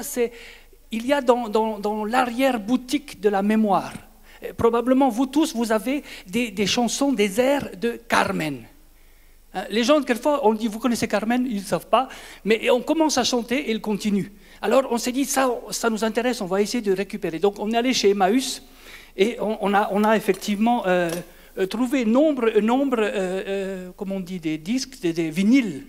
Hein, voilà, magnifique. Alors d'ailleurs, ça, on peut essayer d'en faire quelque chose. Je peux vous le confier si vous pouvez. Vous pouvez le chauffer, ça fait des formes. Alors, le problème, vous voyez, on a essayé de travailler. Ici, on avait donc la photo de M. Bizet. M. Bizet qui a donc écrit... oui, il a écrit l'opéra. Donc nous, on s'est dit, on va essayer de travailler là sur tout ça. Alors, le problème, on a mis du scotch sur le texte. Donc on ne sait plus exactement de quoi l'histoire ça raconte. Alors on s'est dit, bon, on va essayer de schématiser un peu. Imaginez, il y a une demoiselle qui s'appelle Micaela. Micaela aime Don José, un militaire. Alors, le problème, c'est que Don José est tombé amoureux de Carmen, qui est passée là. Bon, déjà, c'est pas simple. Hein. Surtout que c'était la maman de Don José qui voulait que Micaela... Enfin, vous voyez. Donc, Carmen est amoureuse du toréador. Alors le toréador, lui, il a un rendez-vous avec un taureau. Le taureau pense que c'est un rendez-vous galant. On sait que le taureau est éperdument amoureux du toréador. Bon, dans tout ça, il y a des histoires d'amour qui finissent mal. Donc on ne sait pas. Alors on a essayé de se renseigner sur le comportement amoureux. Aussi en étudiant un peu le comportement amoureux des animaux, enfin aussi des animaux et aussi des choses qui nous viennent de la Rome antique. Oui, c'est à côté. Non, enfin, je vous le confie aussi. Vous n'avez plus. Non, vous n'avez plus vraiment de. Oui. Profitez de faire des photos. Alors bon. Si vous voulez, comme on n'y comprenait rien à toute cette histoire, on s'est dit, observons un peu. Là, on a trouvé un phare marin. Au large de l'île de Saint, en Bretagne, il y a un phare marin qui s'appelle Armen. Oui, c'est vrai. Alors, on s'est dit, ça, c'est des choses qu'on a trouvées, je vais commencer à les utiliser. Vous ne pouvez plus rien porter, vous. C'est vrai? Je crois surtout que la Turaki est dans un décalage horaire un peu important. Oui. Merci Michel. Donc ça sera Carmen en Turaki, du 28 au 31 janvier. Vous pouvez venir en famille. Et donc on va remercier Michel d'être venu à notre rencontre. On va l'applaudir, ça va le faire sortir je pense. Allez, au revoir. Au revoir Michel. Vous nous les...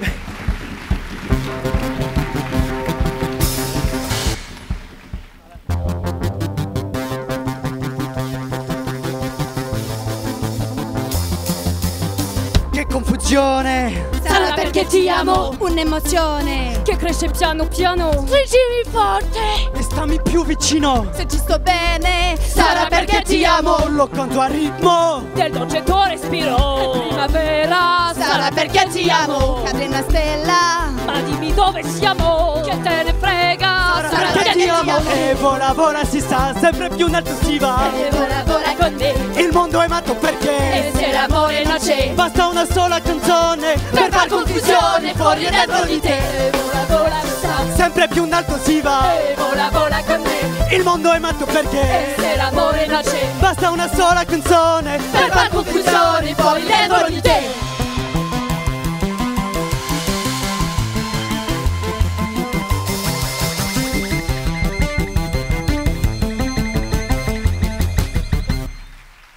Grazie mille. Allora adesso Emma Dante. Alors une artiste italienne, je ne vais pas le faire en italien toute la soirée, je ne suis pas capable.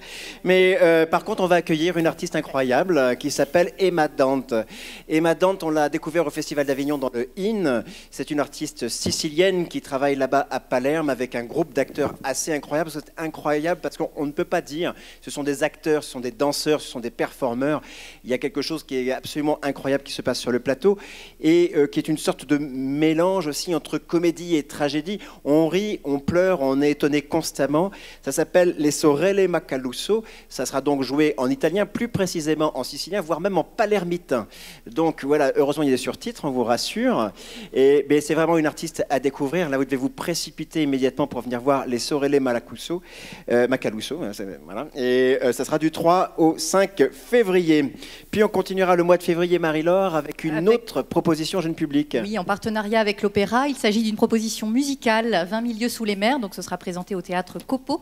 Et c'est les percussions clavier de Lyon qui avaient monté le Coq d'Or il y a quelques années qui ont décidé de nouveau de s'intéresser à un texte littéraire, donc le texte de Jules Verne, et de porter au plateau texte, musique. Un spectacle musical donc où on retrouvera la mère de Debussy mais aussi du Saint-Saëns, du Lucas ou du Roussel, et également un spectacle très visuel avec un travail de vidéo magnifique. Ce spectacle sera visible donc en famille à partir de 9 ans. Du 9 au 12 février. Et puis, ça sera la première invitation à Saint-Étienne d'un très grand metteur en scène. C'est un de nos plus grands metteurs en scène français qui met en scène dans le monde entier. Il s'agit de Stéphane Braunschweig, le directeur du Théâtre National de la Colline. Voilà, et on l'accueille avec un spectacle qui s'appelle Le Canard Sauvage de Ibsen. Ibsen, c'est aussi quelqu'un qu'on a trop rarement vu sur notre scène. Et on est très heureux de pouvoir vous présenter ce spectacle qui est une tragédie familiale, en fait, qui se conduit comme un thriller psychologique digne des meilleurs films de James Gray, et qui raconte comment des liens secrets, tissés par des pères entre deux familles socialement opposées, qui se dévoilent peu à peu, deviennent immanquablement la source d'une tragédie que subiront les enfants. Faut-il aller chercher au fond des marécages les vérités inavouées, s'accommoder qu'une grande part d'entre elles reste enfouie avec le Barek dans le fond pour pouvoir vivre? C'est une des questions que pose cette pièce, qui a été créée la saison dernière au Théâtre National de la Colline, et qui est une mécanique absolument diaboliquement efficace, implacable de la première à la dernière scène, avec une très très grande qualité d'interprétation et de mise en scène. Tu citais Stéphane Braunschweig, qui est vraiment une... On va regarder un extrait. Voilà, tout à fait. Oh, ce sont des bêtes remarquables, ces canards sauvages, vous savez. Mais comment l'avez-vous capturé, lieutenant Egdal? C'est pas moi qui l'ai capturé. C'est un certain monsieur, ici, en ville, que nous le devons. Ce monsieur ne serait pas mon père, par hasard? Si, parfaitement. Votre père, précisément. C'est drôle que tu aies deviné ça, Dragas. Tu m'as bien dit qu'à l'égard de mon père, tu étais redevable de tant et tant de choses, alors j'ai pensé Mais que... nous n'avons pas reçu ce canard de Monsieur Verla lui-même. Alors c'est tout de même à lui que nous le devons, Gina. Il était en barque, voyez-vous, et il a tiré le canard. Mais il voit si mal votre père. Il n'a fait que l'estropier. Ah bon? Il a pris quelques plombs dans le corps? Oui, il a pris 2-3 plombs. Il a pris ça sous l'aile, et alors il pouvait plus voler. Alors il a dû plonger à pic. Ah ben c'est connu, toujours, les canards sauvages. Ils piquent vers le fond, aussi profond qu'ils peuvent, mon vieux. Et ils s'accrochent avec le bec aux algues, aux varechs, à toutes les saloperies qui s'y trouvent, et puis ils ne remontent jamais. Mais le vôtre, lieutenant Egdal, est remonté, lui. Ah, mais c'est que... il avait un fameux chien, votre père.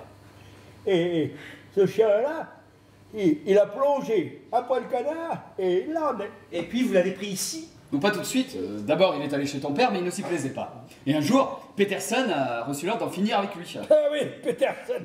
C'est comme ça que nous l'avons eu, vois-tu, parce que mon père connaît un peu Peterson. Sacré temps. Et quand il a appris cette histoire de canard sauvage, il s'est arrangé pour qu'on le lui donne. Et là, dans le grenier, il s'adapte? Ah oui, pas croyable. Il est devenu gras. Et il est là-dedans depuis si longtemps qu'il a oublié la vraie vie sauvage. Et c'est pour ça que tout va bien. Tu as sûrement raison, Yanmar. Pourvu qu'il ne revoie jamais le ciel et la mer. En février, nous avons aussi un partenariat avec le Fil. J'en profite pour saluer Olivier Collin, le directeur du Fil, avec un spectacle entre théâtre et musique. Voilà, qui s'appelle Les Hommes Maintenant. C'est une nouvelle création de la Marmite Infernale. Pardon. C'est le grand ensemble de l'Arfi, un collectif que vous connaissez certainement de Lyon, qui est un des plus grands ensembles de jazz européens. Donc il est mis en scène sur ce spectacle-là par Jean-Paul Delors, qu'on a accueilli souvent ici dans des spectacles musicaux ou pas d'ailleurs. Et il est à signaler que c'est pas leur première collaboration et qu'à chaque fois qu'une collaboration entre eux a eu lieu, c'était à la fois joyeux, inventif et musicalement évidemment tout à fait irréprochable. C'est donc au Fil le 11 février. En mars, on va commencer par un spectacle sur l'adolescence, une création, et on va demander à Jacques Heller de nous rejoindre pour nous parler du dernier contingent. On peut l'applaudir.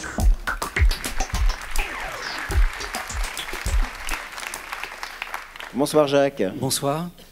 Donc le dernier contingent, c'est un roman assez surprenant que j'ai découvert par hasard parce que je m'intéressais à mes propres adolescents et à la question de l'adolescence, c'est-à-dire cette sensation étrange que je pouvais avoir, que nous pouvons avoir, de jeunes gens qui n'arrivent pas à se destiner dans le monde, comme si le monde ne leur appartenait pas, comme s'il était fermé d'office, comme s'ils n'avaient rien à y faire, comme s'ils ne devaient pas y participer, si ce n'est avoir des notes, les meilleures notes possibles pour pouvoir rentrer dans le marché et faire ce qu'apparemment ils devraient faire, ne pouvant plus eux-mêmes se destiner à leurs propres désirs, leurs propres passions, qu'ils ont fini par étouffer et ignorer ou s'asseoir dessus dès l'âge de la seconde à peu près.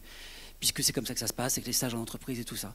Et ces choses-là me choquaient, je trouvais ça assez invraisemblable que des jeunes gens, j'ai été jeunes gens comme eux, puissent être dans cette situation alors que le monde aujourd'hui n'a jamais été autant ouvert et autant possible.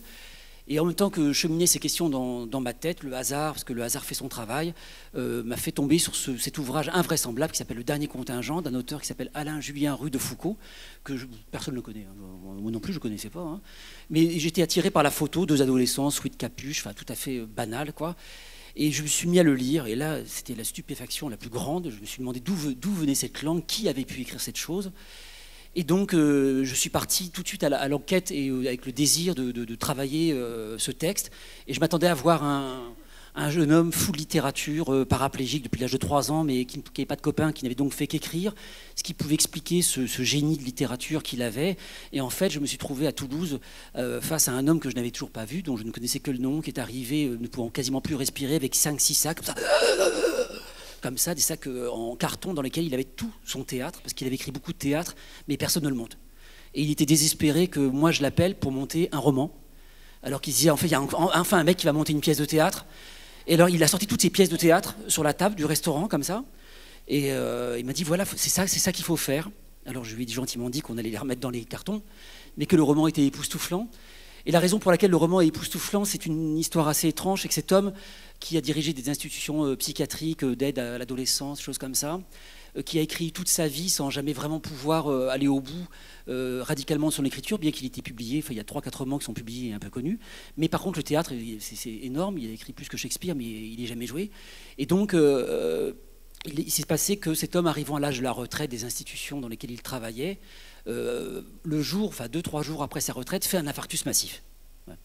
Alors ça c'est pas drôle ça. Hein. Donc il fait un infarctus massif et alors évidemment il va à l'hôpital et on appelle sa compagne et on lui dit voilà, écoutez, quand on fait un infarctus massif, bouchez-vous les oreilles si vous voulez pas entendre ça, hein, on en fait un deuxième après.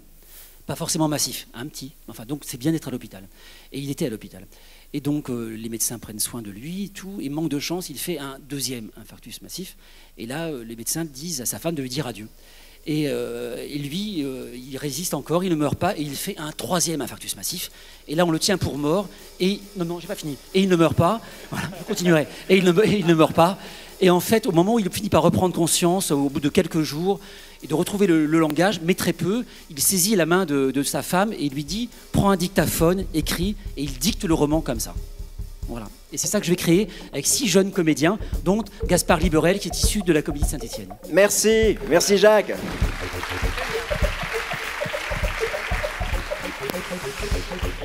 Il n'a pas dit une chose, mais en fait, quand il crée des spectacles, il dessine. En fait, il fait des dessins. Et ça, c'est absolument stupéfiant. C'est aussi une des choses qui nous a fascinés dans l'univers de Jacques Heller. Je vous invite vraiment à découvrir le dernier contingent du 1er au 3 mars. Il a parlé de Gaspard Liberel, qui est effectivement un élève qui est en 3e année, qui va sortir, qui donc sera retrouvé dans ce spectacle-là. Eh bien, vous savez que nous avons un dispositif d'insertion dans cette école, le DIES, dispositif d'insertion de l'école de Saint-Étienne, qui est financé par la région Rhône-Alpes.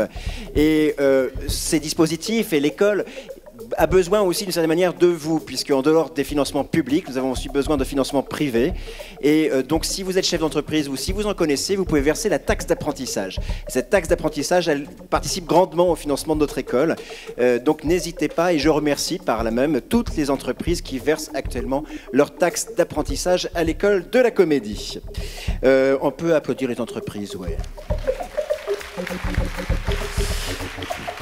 Et avec une bonne transition, puisqu'on va retrouver maintenant une ancienne élève de l'école, Émilie Caplier, qui va venir nous parler d'un spectacle jeune public et itinérant qu'elle va créer la saison prochaine et qui s'appelle « Quand j'étais petit, je voterai ».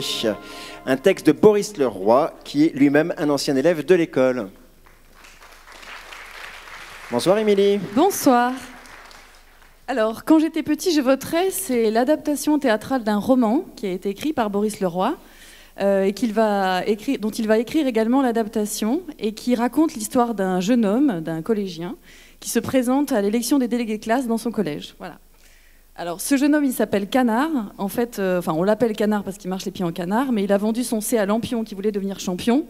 Donc du coup, voilà, ils ont tous un petit peu des surnoms dans le lycée. Et il y a un autre jeune homme qui se présente à l'élection de délégués de classe, qui s'appelle Cachot. Alors lui, on l'appelle comme ça parce qu'il a l'habitude d'enfermer les moins forts dans les toilettes. Voilà. Donc le jeune Anard est amoureux d'une jeune fille qui s'appelle Lune, qui elle aussi a une situation un peu particulière. Elle est étrangère, donc elle n'a pas la petite carte jaune qui fait qu'on est prioritaire à la cantine. Bref, une micro-société qui est représentée dans l'univers du collège, et où petit à petit on familiarise un peu le spectateur à des notions très abstraites que sont le suffrage universel, la liberté d'expression, la République, bref. Mais par contre, le spectacle sera très concret. Voilà. C'est interprété par 2 jeunes acteurs qui sortent de l'école de la Comédie de Saint-Étienne et qui seront donc un garçon et une fille, pour avoir un petit peu de parité sur ce sujet, c'est intéressant. Et ce spectacle sera bien évidemment proposé à partir de 8 ans, mais il est vraiment destiné aux familles et à vous tous, quel que soit votre âge. Boris écrit au début de son roman une petite phrase que j'aime beaucoup. Il dit que c'est un texte à lire très fort, à voix très haute, pour que les adultes entendent bien. Voilà. Donc je trouve que c'est assez intéressant. Je ne sais pas si j'ai oublié quelque chose. C'est une bonne conclusion, c'est pas mal. C'est une bonne conclusion. Merci Émilie. Bonne soirée. Merci. Donc c'est la 3e production de la comédie. Quand j'étais petit, je voterai. Ça sera du 4 au 7 mars, puis en comédie itinérante. Et nous allons partir maintenant dans les grands froids, du côté de Montréal. On va demander à Marc Lenné de venir nous parler de Vanishing Point, un spectacle qui vient d'être créé au Théâtre National de Chaillot et qui vient de se jouer à Montréal. Bonsoir. Bonsoir Marc. Bonsoir. Oui, je vais essayer de vous parler le plus brièvement et le plus simplement du monde de ce spectacle qui raconte, comme les images que vous pouvez en voir, un road trip sur scène, un voyage en voiture sur scène à travers le Grand Nord québécois. Et la particularité de ce projet, avant de vous parler de l'histoire, très brièvement, c'est qu'il tente de croiser comme ça sur scène différentes disciplines, en l'occurrence le théâtre évidemment, le cinéma et le rock. Le cinéma, pourquoi ? Parce que le dispositif s'apparente en fait à un studio de tournage, un dispositif de tournage en direct qui prend des images de la voiture. Il y a 2 caméras qui filment en continu cette voiture comme ça, et derrière cette voiture, il y a 2 écrans derrière lesquels défilent des paysages. Et donc cette voiture refilmée est projetée sur un écran plus grand qui donc donne l'impression comme ça que cette voiture traverse les paysages du Grand Nord.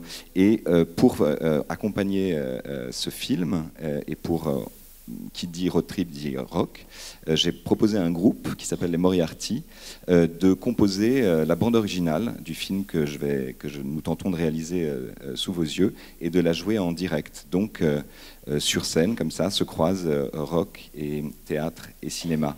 L'histoire en 2 mots, quand j'ai commencé à réfléchir à l'hypothèse d'un road trip sur scène, je me suis dit que un road trip sur scène, c'était forcément un voyage immobile.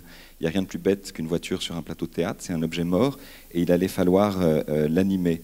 Et comme la voiture n'allait pas bouger, j'ai cherché à animer l'espace autour par l'utilisation d'images vidéo. Pour simplement vous donner le début de l'histoire, tout commence dans un garage, dans une banlieue de Montréal, et dans ce garage, il y a une femme qui s'appelle Suzanne, qui a une 50aine d'années, qui vient et qui s'enferme dans sa voiture et qui allume les gaz d'échappement. Et progressivement, elle va comme ça se laisser asphyxier par ces gaz d'échappement et s'évanouir. Et au moment où elle s'évanouit, il y a un jeune homme qui apparaît dans l'espace du garage. Est-ce que c'est un ange? Est-ce que c'est une créature surgie du passé? Ce jeune homme lève le pouce et Suzanne va l'inviter à prendre la place à côté d'elle pour entamer donc un voyage qui est un voyage évidemment pas du tout réaliste, qui est à la fois un long flashback et un voyage onirique et fantastique à travers le Grand Nord québécois. À côté d'eux, dans le garage, il y a un groupe de rock qui répète, donc les Moriarty, qui sont accompagnés cette fois-ci pour l'occasion d'une comédienne extraordinaire qui s'appelle Marie-Sophie Ferdan et qui nous raconte son propre voyage. Et donc le spectacle croise comme ça les disciplines et les récits, puisqu'il y a le récit de ce couple en voiture et le récit de cette femme mystérieuse qui joue accompagnée de son groupe et du voyage qu'elle a fait dans le Grand Nord. C'est assez complexe à raconter, mais finalement très simple à regarder.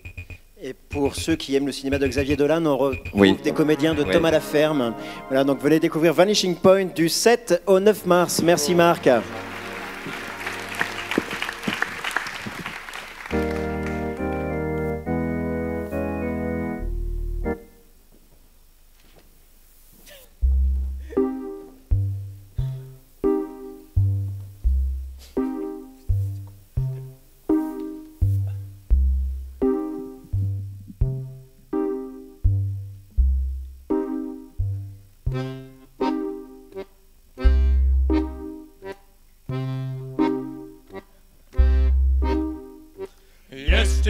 To skażu wam, że dzieckie to te tamskamiski dolale.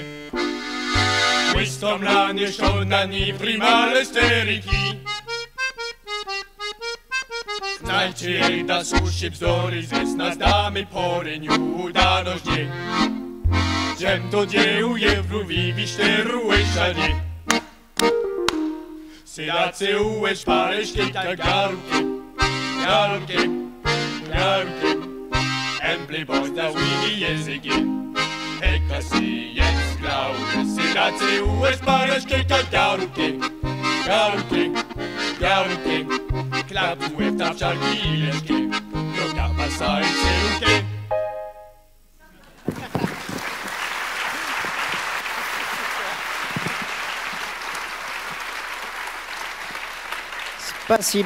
Spasiba Zavso.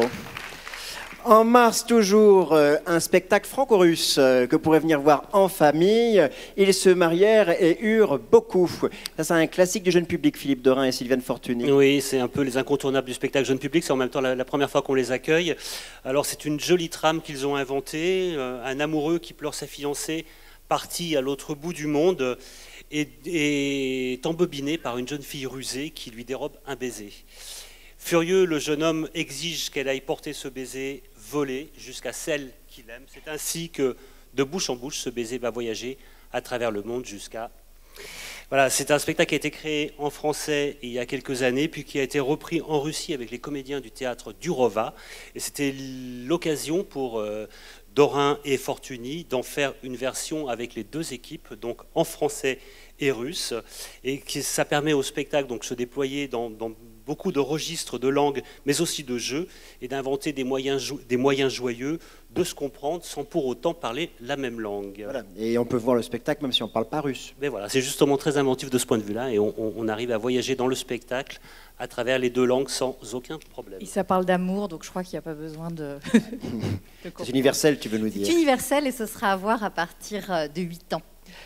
En mars, toujours la troisième proposition de la comédie itinérante, avec un acteur que nous aimons beaucoup, qui ressemble fortement au docteur Kamiski, puisque c'est Vincent Garanger. Oui, Vincent Garanger donc, interprétera le rôle de Charles. Le spectacle donc, s'appelle « Quand j'étais Charles ». Il a été écrit et mis en scène par Fabrice Melchior, qui est un des auteurs associés de la comédie.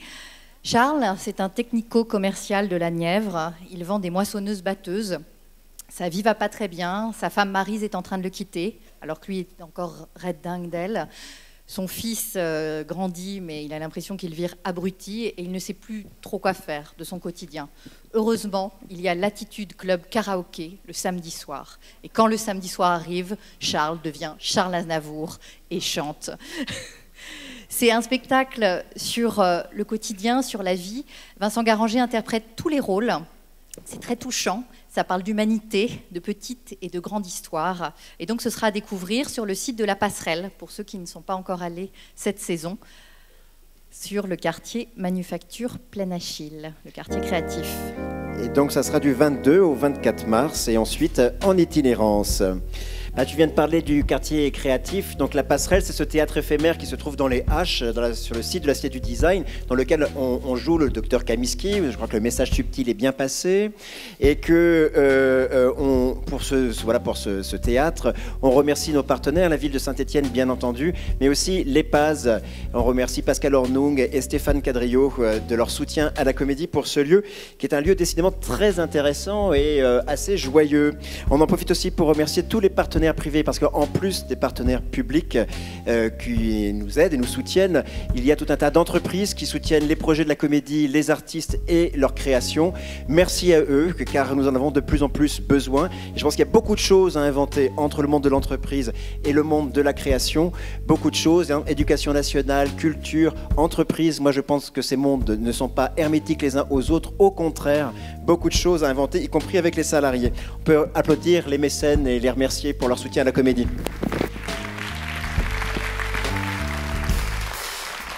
Pour finir, ce mois de mars, peut-être le plus beau texte que notre comité de lecture ait eu à lire pendant cette saison. C'est un texte de Fabrice Melchior, mais voilà, quand c'est un bon texte, c'est un bon texte. Et ça s'appelle Page en construction. J'appelle Rerdine Larjam à venir en parler. Rerdine Larjam qui avait joué Indigné cette saison, que vous aviez adoré, un texte de Mustapha Benfodil. Et cette fois-ci, il joue un texte de Fabrice Melchior. Bonsoir Rerdine. Bonsoir, je vais essayer de parler de ce projet qui est un projet un peu particulier dans mon parcours. Donc Page en construction, c'est un peu le fruit de 10 ans de va-et-vient entre l'Algérie, mon pays, et la France, qui m'a adopté. 10 ans que je présente des spectacles entre les deux rives de la Méditerranée. Et au bout de 10 ans, je me suis rendu compte que l'histoire commune entre ces deux pays, l'histoire contemporaine aussi, est chargée de choses, de belles choses aussi, et de souvenirs et de mémoire avec S. Et j'avais envie d'en parler, de mettre... Chez nous, on dit les pieds dans le plâtre, parce que quand on les met, on ne sort plus. Donc, j'avais envie d'en parler, et tout de suite, je me suis dit, il ne faut pas que je sois tout seul. Et il faut que j'invite un binôme. Donc j'ai tout de suite pensé à un auteur et je voulais tout de suite un auteur français. Et dans mon imaginaire de metteur en scène algérien, j'arrivais pas à trouver plus français que Fabrice Melchior, je sais pas pourquoi. Et je suis allé voir Fabrice Melchior et je l'ai invité. Il a mis du temps pour répondre à ma question, à ma demande qui était toute simple. Essayons de raconter ensemble l'histoire commune de nos deux pays et essayons surtout de parler du présent et de l'avenir. Et il a accepté et il m'a donné 2 conditions. Il m'a dit j'aimerais bien partir de ton histoire, m'inspirer de ton parcours. Ça m'a un peu surpris. Et la deuxième chose, il a voulu que je sois sur scène, que je joue sur scène. Et comme un Algérien têtu, je lui ai dit ben, moi aussi j'ai une condition. Je voudrais que tu viennes en Algérie avant même d'écrire la pièce. Donc il est venu avec moi en Algérie, il a découvert ce pays. Je lui ai fait rencontrer l'Algérie d'aujourd'hui, l'Algérie des jeunes, l'Algérie moderne et l'Algérie complexe. Et il est rentré en France, il a mis 3 mois avant d'aligner un mot. Il est resté coincé parce qu'il a découvert aussi son côté algérien et sa partie. Tu parlais tout à l'heure des fantômes, il a découvert qu'il avait aussi des fantômes algériens dans sa famille. Il a mis 3 mois et au bout de 3 mois, on a eu une discussion l'été dernier. Il m'a posé une question parce que j'ai un gamin qui s'appelle Noé, qui est jurassien. Et il m'a dit... Comment va Noé? Je lui ai dit, tiens, je lui ai acheté un super-héros, je lui ai acheté Batman parce qu'il est dingue des super-héros. Et là, il m'a dit, en fait, il y a des super-héros, genre comics en Algérie, dans le monde arabe. Et je lui ai dit, on était en juillet 2014, et je lui ai dit, bah, écoute, chez nous, le super-héros, c'est Mahomet, c'est lui Batman. Donc, et cette phrase, qui était une sorte de blagounette, est devenue un point de départ de la pièce. Donc, Fabrice Melchior a écrit une pièce qui raconte nos deux pays, portée par un super-héros arabe. Donc il a inventé Algéroman, ce super-héros, Algéroman en France. Il fallait l'imaginer. Hein. Et ce super-héros qui a cette histoire, qui porte en lui cette histoire commune, ben, il va essayer de chercher ses clients. Il va sauver qui? Toutes les places sont prises. Donc il essaye de trouver, et vous avez vu, hein, quand je vous ai dit Algéroman, vous avez rigolé, hein, c'est pas gentil. Hein. Pourquoi pas? Pourquoi pas un super-héros arabe? Donc, et du coup, moi, quand j'en parlais du projet, tout le monde rigolait. Ah, Algéroman, ouais, c'est génial. C'est nul ton truc. Je voulais vraiment faire croire à Algéroman. Voilà, donc le projet, c'est l'histoire de ce super-héros arabe. Il est sur scène avec 3 super musiciens. Voilà, merci Rerdine. Du 23 au 31 mars, hein, donc là ça joue longtemps, donc vous pouvez vraiment venir nombreux pour ce spectacle, Page en construction au mois de mars. Après le mois de mars, on passe en avril, en toute logique. Et pour parler du mois d'avril, on va inviter Philippe Charépon. Qu'est-ce que j'ai dit? C'est ça? Oui. Et pour parler du spectacle de Joris Mathieu et Kiko Mori. Bonsoir Philippe. Bonsoir. Je suis très... Oui. Je suis très content parce qu'il y a toujours un spectacle au titre imprononçable dans une saison. Donc cette année, il y a les sœurs Makaluso, voilà, et Ikikomori. Ikikomori, c'est en japonais littéralement le repli sur soi.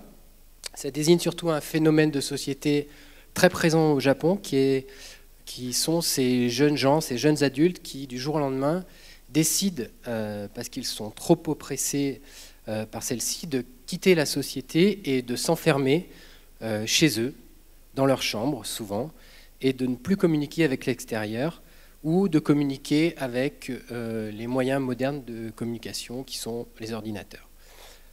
Dans notre histoire, et on est dans une famille qui pourrait bien se trouver ici, une famille normale de 3 personnes, avec un père qui fait des maquettes toute la journée, une mère qui s'occupe beaucoup de son téléphone portable et un enfant qui a un casque vissé sur la tête.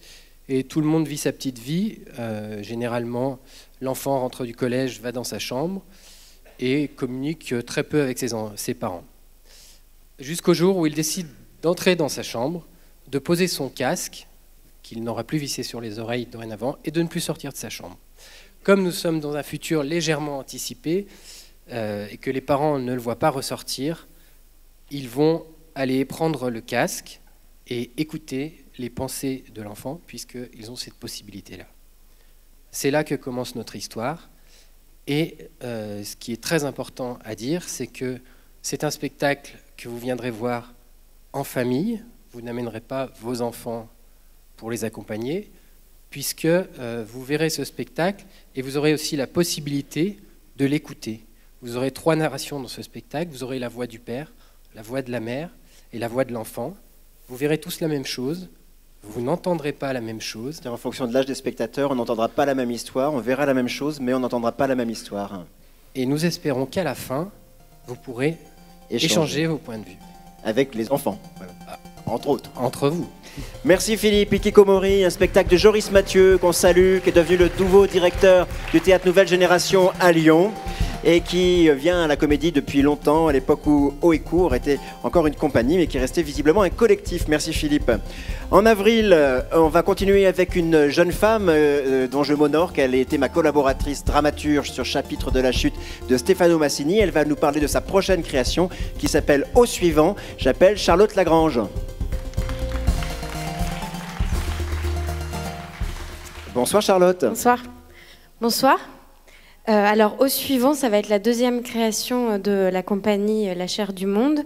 Et c'est un spectacle que je vais écrire dans un premier temps, mais qui va être l'objet d'une écriture aussi de plateau, puisqu'on va mettre le texte à l'épreuve du plateau, en lecture, en improvisation, pendant la mise en scène. Le texte va évoluer.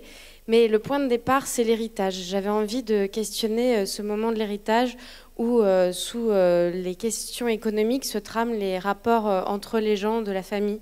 Comment explosent ou apparaissent les rapports, les conflits entre les frères, de parents à enfants. Et du coup, questionner à travers ça comment on transmet un monde, à travers ces questions économiques. Et du coup, l'idée de ce spectacle, c'est de mettre en résonance ce rapport économique à l'intérieur de la famille et le rapport économique dans le monde. Et aujourd'hui, ce qu'on nous dit, c'est qu'on hérite d'une dette. Donc c'est ça que j'ai envie de mettre en question. Qu'est-ce que c'est d'hériter d'une dette? Qu'est-ce que c'est d'hériter d'un questionnement économique à l'intérieur de la famille? Donc il y aura plusieurs fils narratifs pour explorer ça. Un fil intime, quelque chose qui se passe à l'intérieur d'une famille, des parents qui demandent à leur fille de les rembourser de tout ce qu'ils lui ont donné depuis son enfance. Il y a une histoire politique de quelqu'un qui hérite du pouvoir et qui commence à avoir une crainte énorme du lendemain, qui se confronte a priori à des enjeux économiques proches de ceux qu'on connaît, mais décalés aussi. Et il y a aussi un fil qui en ce moment m'amuse bien. Je ne sais pas quelle forme il va prendre au fur et à mesure. Pour l'instant, il s'appelle le Kervielopoli. Et c'est un groupe de gens qui s'amusent à s'enrichir. Enfin, l'idée du jeu, c'est comment s'enrichir sur le dos des autres. Et donc, on peut tirer la carte subprime, par exemple. Voilà, ça, c'est les premières pistes qu'on va travailler avec l'équipe de comédiens dans très peu de temps. Je suis en ce moment dans la résidence d'écriture.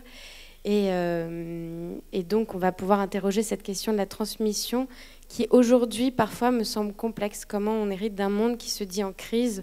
Comment on invente le lendemain alors qu'on a l'impression, enfin, on nous dit qu'il n'y a pas d'avenir. Donc, c'est de cet ordre-là ce qu'on a envie de questionner ensemble. Charlotte sort du festival Théâtre en mai à Dijon où elle a fait un très beau succès avec sa première création. Donc on te souhaite autant de bonheur avec celle-là à la Comédie de Saint-Étienne. Merci, à bientôt. Du 6 au 8 avril au suivant. À la Passerelle. À la Passerelle, justement. Marie-Laure, un autre spectacle en co-accueil avec l'Opéra. Oui, et un coup de cœur chorégraphique que j'ai découvert à Nantes en début de saison et je suis ravie qu'on puisse le partager avec vous et avec l'Opéra. Il s'agit de Badke. Badke, c'est un projet qui a été initié sur le territoire palestinien grâce donc au théâtre royal flamand de Bruxelles, au ballet C'est de la Baie et à la fondation privée Katam. C'est un projet donc, qui met en scène 10 jeunes palestiniens, à la fois danseurs mais aussi performeurs. Et Badke, c'est un jeu de mots sur la dabke, qui est une danse en fait folklorique traditionnelle palestinienne, mais très vite à la danse traditionnelle, se mêle la capoeira, le cirque et un jeu sur le corps. Je vous invite à découvrir en images ce spectacle très généreux, très joyeux, mais qui révèle aussi des choses beaucoup plus inquiétantes.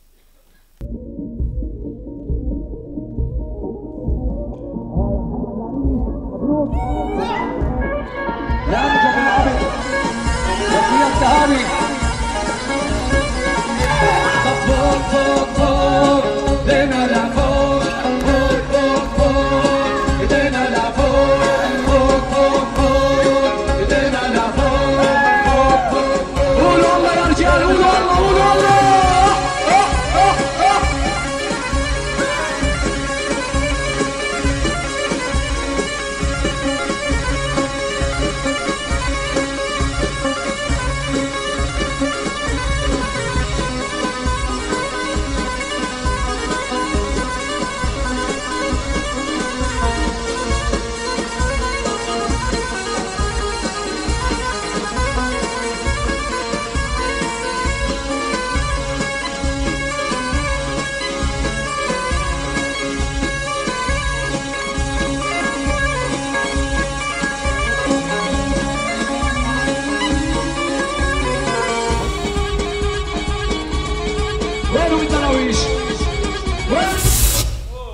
Voilà, bas de queue sur la grande scène de l'Opéra.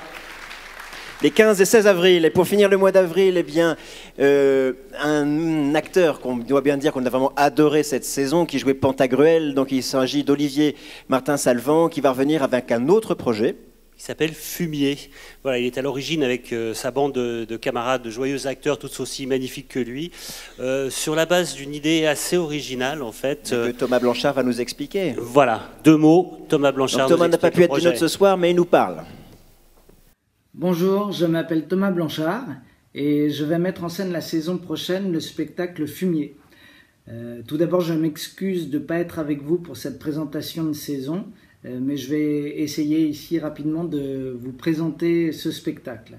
Alors Fumier, c'est une adaptation, une très libre adaptation d'un épisode de l'émission télévisée documentaire belge Striptease. Ça raconte un conflit de voisinage qui prend des proportions extraordinaires dans un tout petit village en France qui s'appelle Brioude-Saint-Juire. Et ce conflit oppose Nicole Vaucher, une vieille agricultrice, et ses voisins, ses riches voisins, Liliane et Serge de Jousse. Nicole, tous les matins, vient déposer une pleine brouette de fumier dans la cour commune, dans leur cour commune, exactement sous les fenêtres des deux Jousses. C'est à la fois très drôle et en même temps absolument effrayant.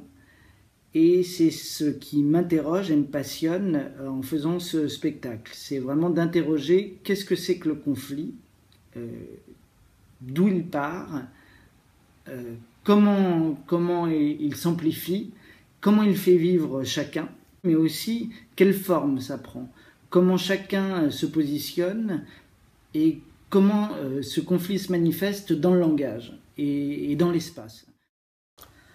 On sera 7 comédiens sur le plateau, Laure Calamy, Flavien Godon, Olivier Martin-Salvant, Johanna Nizar, Christine Pignet, Julie Pilot et moi-même.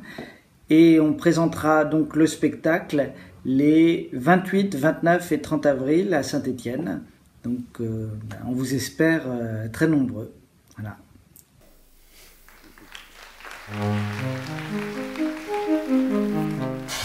En mai, le retour d'un auteur, metteur en scène, artiste, musicien qu'on avait beaucoup aimé sur le système de Ponzi il y a 3-4 ans, qui revient avec sa nouvelle création, Les Glaciers Grondants. Voilà, encore un phénomène de l'actualité auquel il s'attaque, ce coup-ci un sujet brûlant et dont il va là aussi, il n'a pas pu être là sur le plateau, nous dire 2 mots. On lui laisse la parole? Oui, voilà. David, on t'écoute. Bonsoir, je suis David Lescaut, j'aurais beaucoup aimé être avec vous ce soir, mais malheureusement, ça n'est pas possible. Alors j'ai 2 minutes pour vous parler des Glaciers Grondants. Les Glaciers Grondants, c'est le spectacle qu'on présentera l'année prochaine à la Comédie de Saint-Étienne, au mois de mai.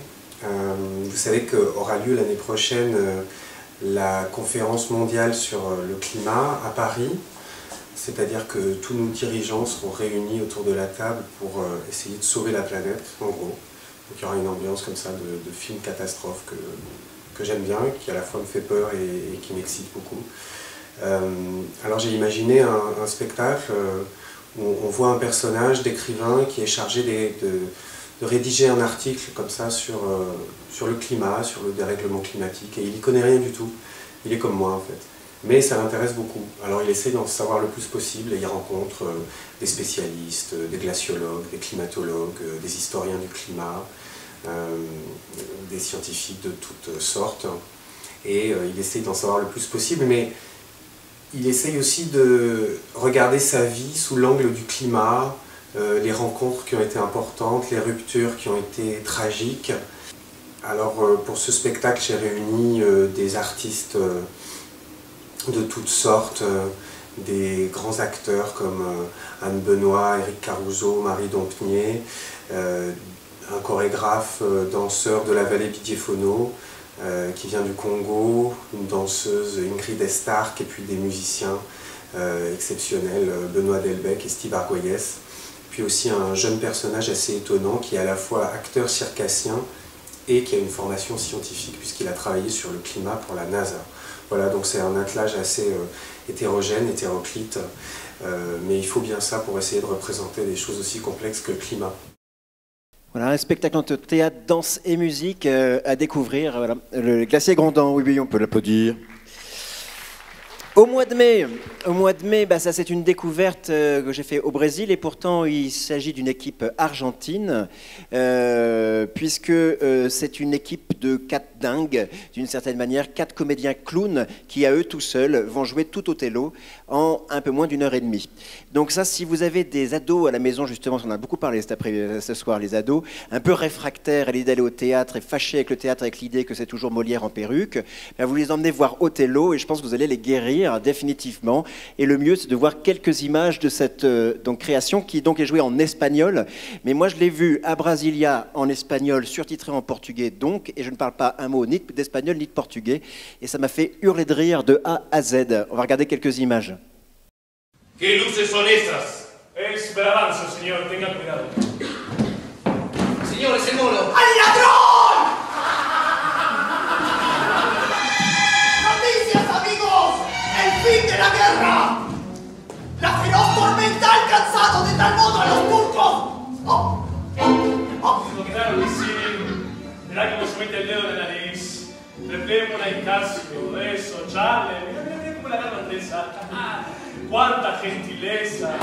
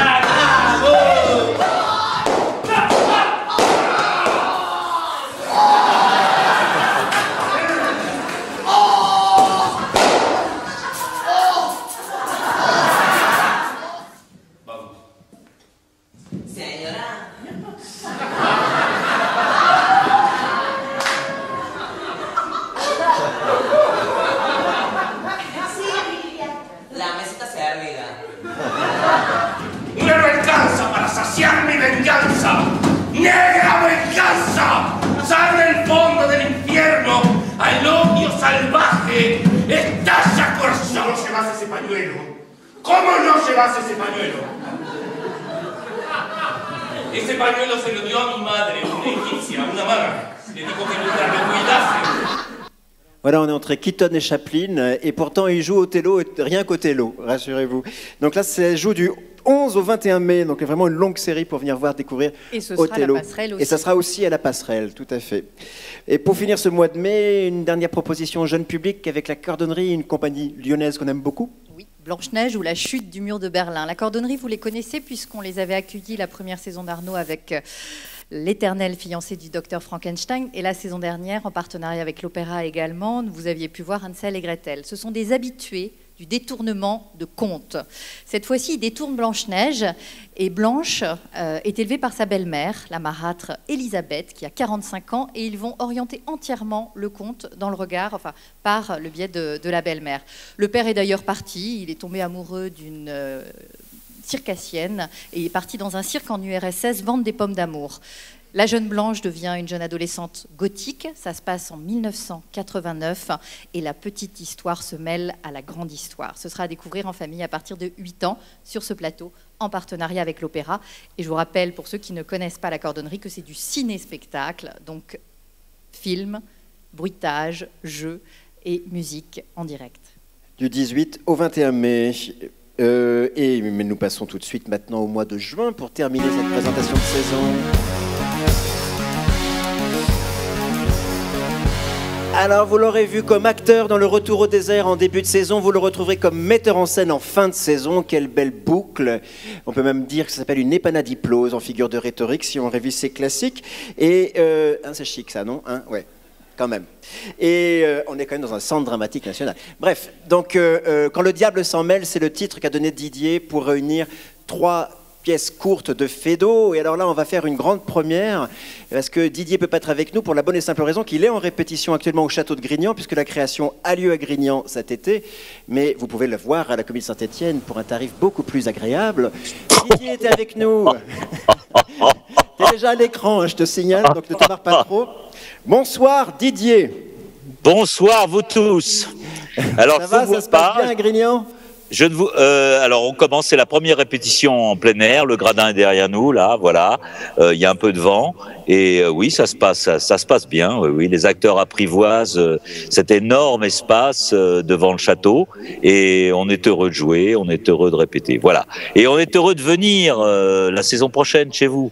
Hein, ça tombe bien parce que tu viens plusieurs fois, donc autant que tu sois heureux.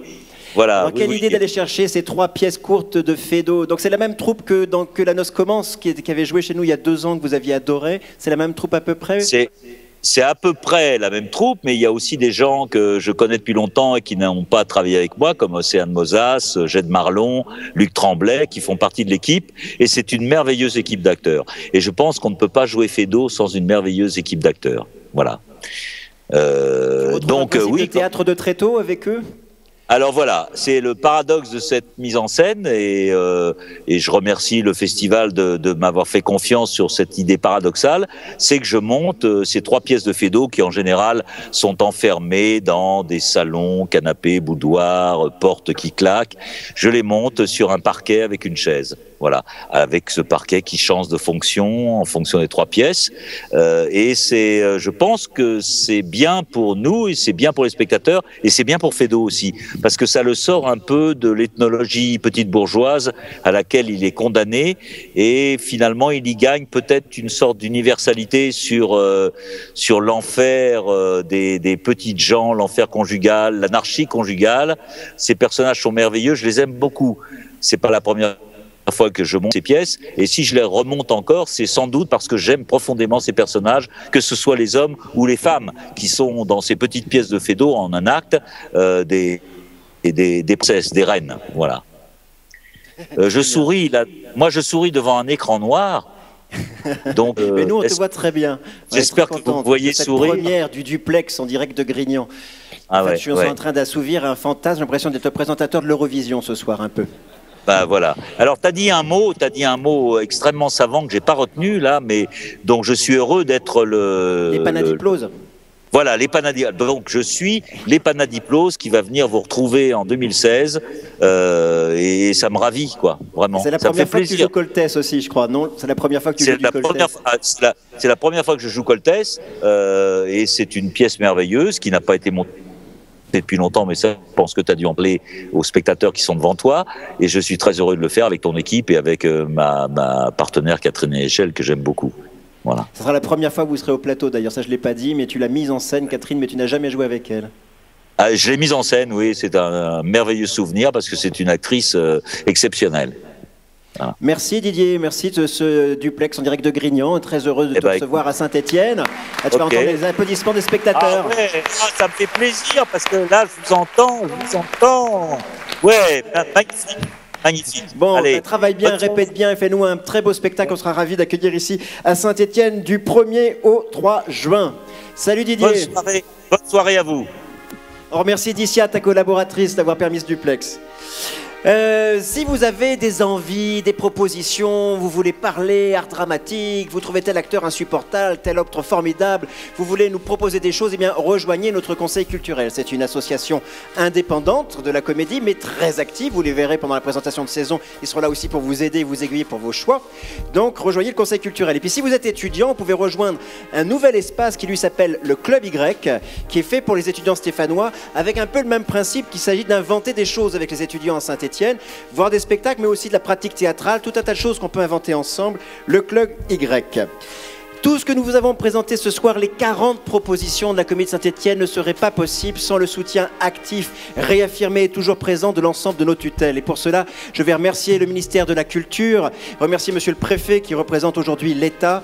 Merci d'être là ce soir. Remercier la ville de Saint-Étienne avec tous ses élus présents, le département de la Loire et la région Rhône-Alpes. On les remercie à plusieurs titres parce qu'on sait que les temps sont durs et que les choix budgétaires sont à faire et que vous savez que nous reconstruisons actuellement la comédie, ce qui va être un symbole rôle extraordinaire. Nous sommes le seul centre dramatique national à être entièrement reconstruit. Et quand nous ouvrirons la future comédie en 2017, nous fêterons en même temps les 70 ans de la Comédie de Saint-Étienne et les 70 ans de la décentralisation, puisque la Comédie de Saint-Étienne avec la Comédie de Colmar ont été les deux premiers centres dramatiques nationaux en France. Merci à eux. Donc on va les remercier en les applaudissant. Merci.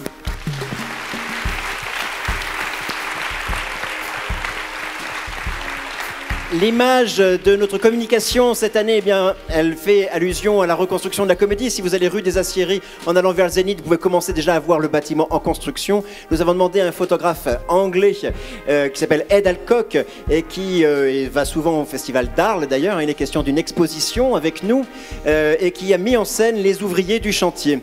Donc merci à eux de s'être prêtés au jeu. Merci à Ed et à son équipe. C'est eux qui seront l'image de la Comédie pendant toute notre saison. Évidemment, je vais remercier la promotion 27 d'avoir chanté Georges Brassens en russe, Mike Brandt en allemand et Sara Perchetti à mots, Ricci et Poveri, dans la langue originale quand même, en italien. Merci à la classe préparatoire intégrée et à l'école de la comédie.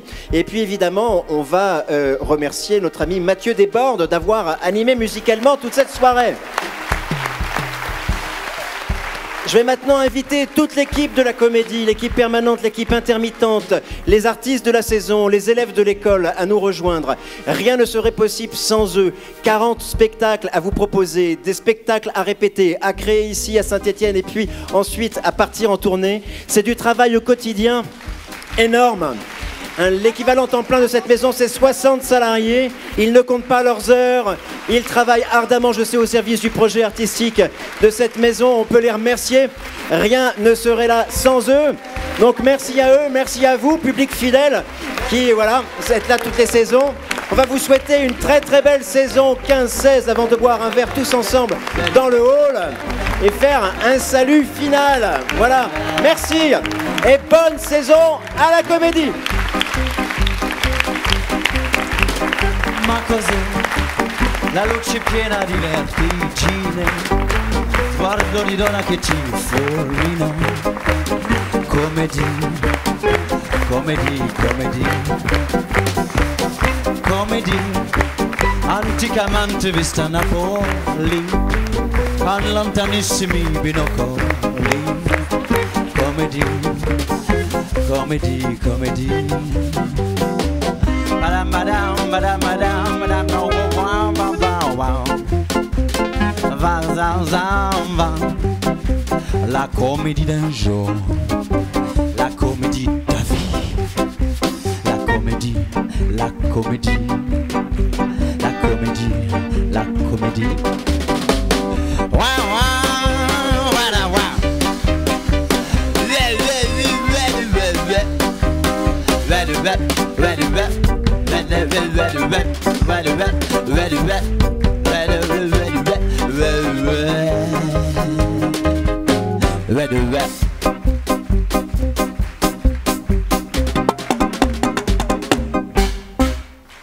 Merci à toute l'équipe technique d'avoir préparé cette soirée, à tous les artistes.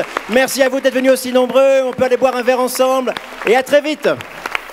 Et abonnez-vous.